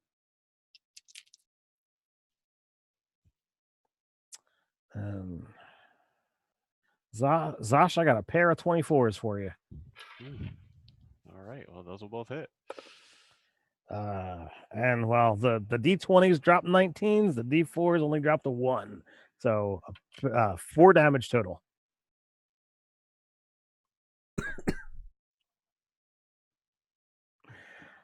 So that brings us to Sabine. All right, so I haven't gone into the room. How far away is Marfelius then? He's 10 feet away.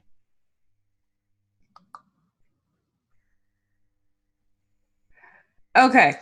Can I divide my movement so I can go to him because I have 30 feet to work with? Yeah, you can go to him and carry him pull out. Yeah. Okay. So 10 feet in, Gives me 20 back. which carrying him is going to be half. Okay, so then So 10 and 10. okay. Yeah, let's do that. We'll start getting him out of there.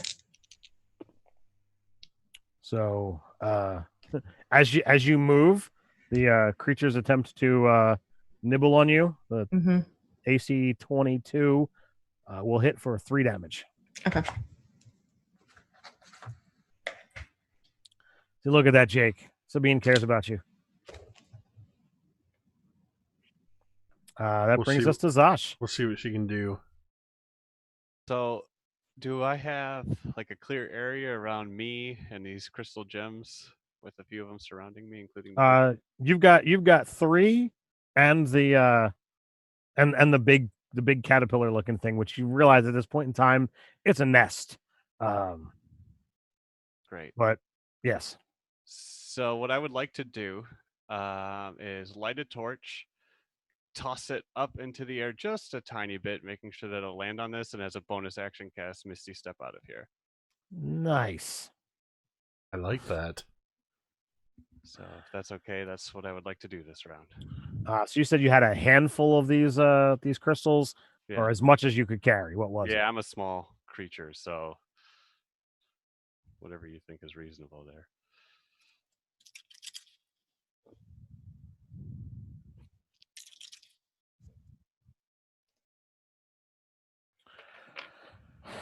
So the nest, the 3 creatures that were there, and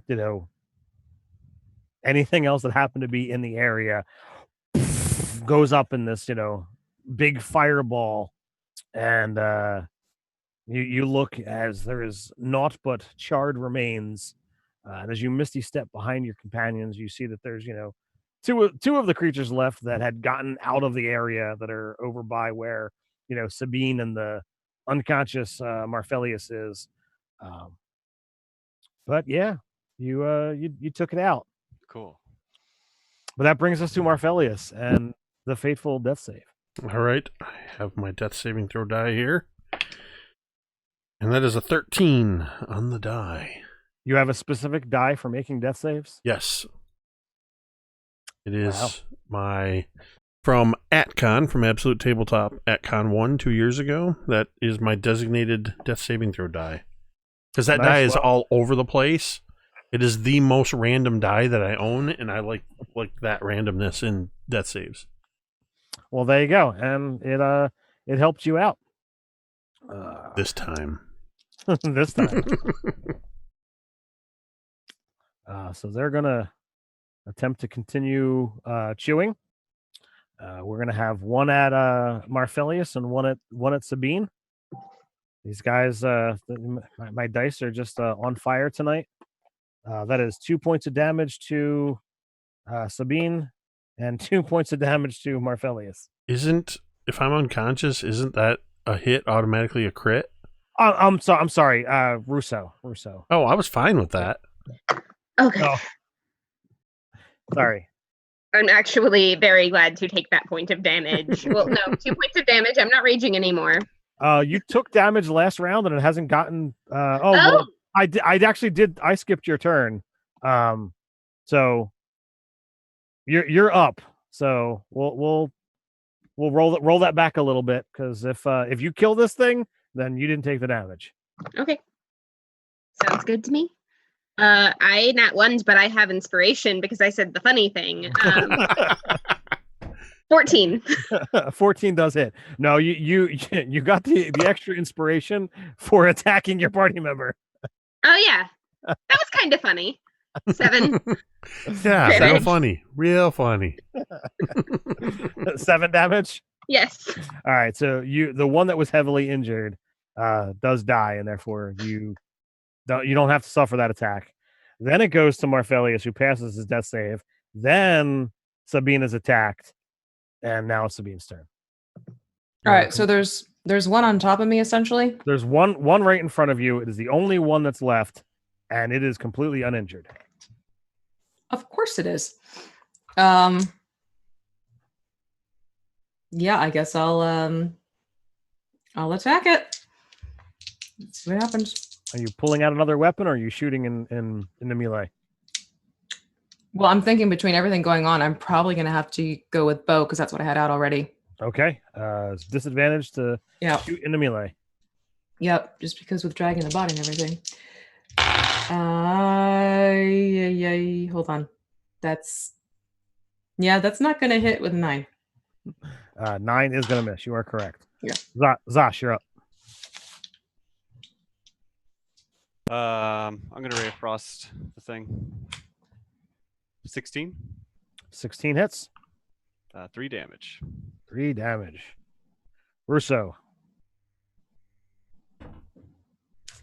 All right. Well, let's see if we can hit it again, shall we? 18 to hit. Does. And again, 7 damage. My dice are consistent tonight. All right. Marfelius. All right. Come on, natural 20.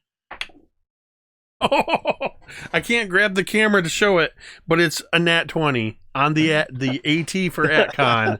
Did I call it? You wished it. Even in the chat, they said, "Here comes the hand of Palor to touch the dice." It was the voice of Palor. So I don't know. I like to think that it was me, not the fictitious D&D god, but I don't Did know. it all for the XP. Is now a cleric. There we go. So I believe I am up at 1 HP now, correct? You are indeed. That is the end of your turn that you're at 1 HP. That's but fine.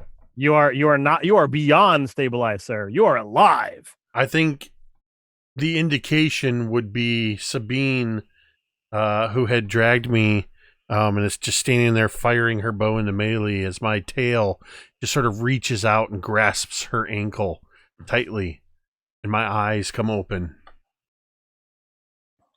There I you don't go. suppose you grabbed my axe and my sword when I fell. That's fine. That's fine. You have my sword. How's that? Take it out of my hilt. Well, I mean, they might be a little bit scorched, but I mean, they're fine. They're in the room. So Sabine, you take 2 points of damage. I hit AC 23. These dice are crazy tonight. Now you're up. And we still have a ugly. There's just one. Yep. There's just the one. It's trying to chew on your leg. Lovely. How do you feel about my switching over to my short sword? Oh, you can Use it? you can drop your bow and draw your short sword as you interact with an object. Okay. And then still proceed through? Yep, absolutely. All right, cool. So then let me just switch one of the die. Oh, 21. Does that hit? Absolutely. Yes. Okay. So then, come on. So I got a 4 piercing. 4 piercing.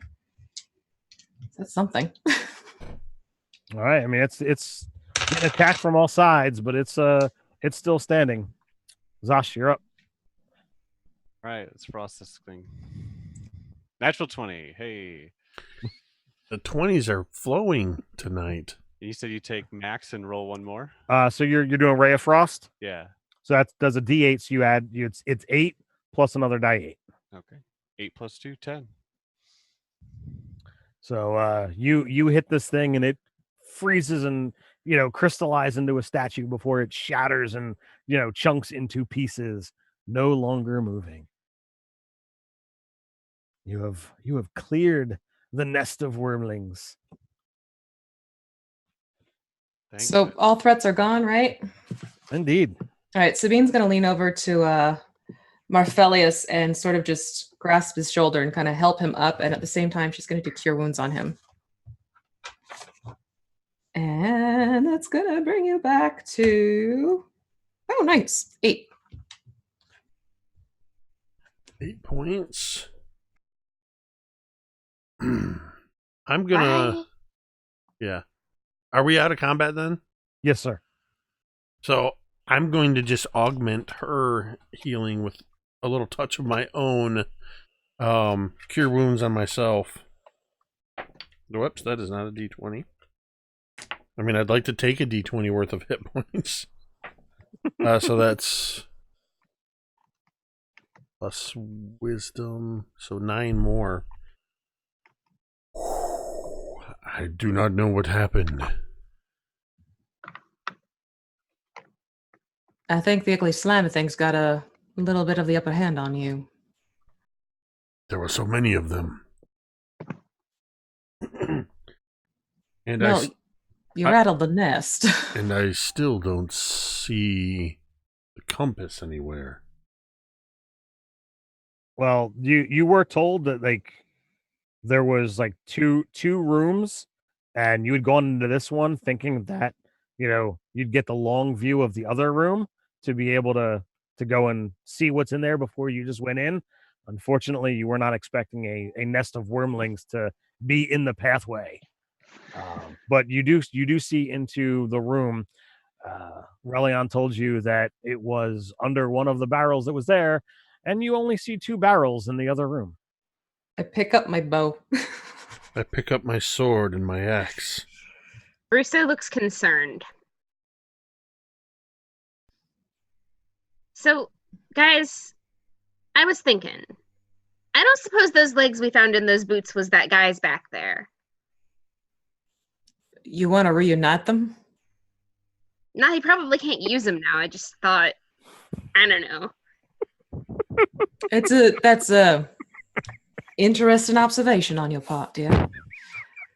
Isn't it? And I'm just gonna start walking for the other room.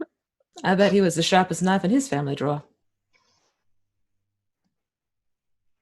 So as you enter the room, you see that in this room there is a large amount of crystals. Apparently, no one has started mining in this particular room yet, or if they have, there was just an overabundance. But as you look, you do see two barrels, and when you kind of toss them aside, they're plain as day. The iridescent green disc, lies hidden underneath one of the barrels. Well, then, I'd say that was easy, but really that wasn't. We probably should have just come in here. Hindsight's 2020. 20 what? 20s? How many is 2020s? 40 if you put them together, right?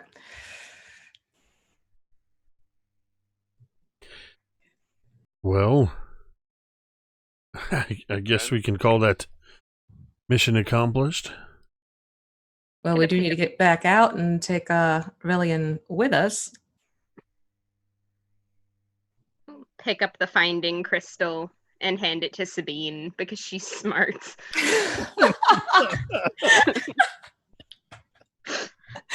Maybe. She's a smart ass. Same difference to Russo. He's gonna have to carry the big bird guy. So this is true. She'll tuck it into one of her pouches on her belt.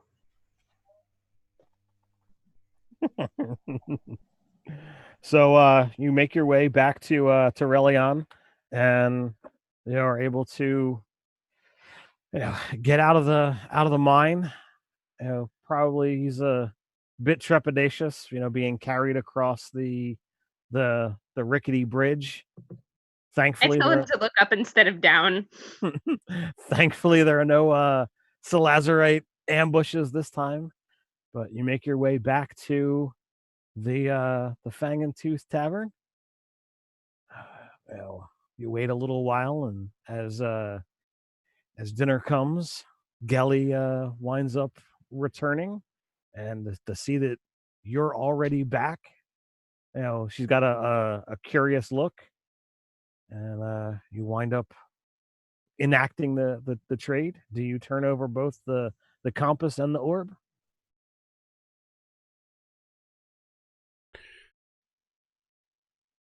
Do we have the money? Oh, she's got the money. She's got the pouch. Then yeah. Yep. I'll give back the orb that we wound up not using. So all is transacted, and she's like, well, maybe we'll have some other things that you might be able to do for me in the future if you decide to stick around. And with that, this is where we're going to end. Won't you let us know what befalls of Relion? What do you wind up doing? Do you get him some help? Do you? Well, Hey, I mean, if he's got, sorry. If you guys have access to healing, do you do anything for him magically, or is it just let him recover on his own? Well, does he have family? Like, who are his people? Huh, you tell me. All right. So, like, I got this mental image in my head that he's like living with his grandmother or something, and like Russo, not really from around here, but he wasn't planning on leaving either, so he's gonna hang out around there and like help him until he finds new feet. Until he finds new feet. Yeah. Wow. Well, he can't really get back on them, so Interesting. All right, so that is our dive into the world of Revilo. If you happen to watch, the links down to a lot of awesome stuff. Be it these guys, YouTube, website, Twitch, Amazon stores. It's all below, as well as the sponsor for this here game, World of Revilo. There's lots of great stuff. I have been fan of Revilo since its inception, or since I first heard of it. I got this little guy behind me here, and before long, a Salazarite bust will be in my stronghold as well. So go check it out. Help out the channel by helping out our sponsors. Again, you can check out the links for all of our awesome players down below. And until next time, stay nerdy. Stay nerdy.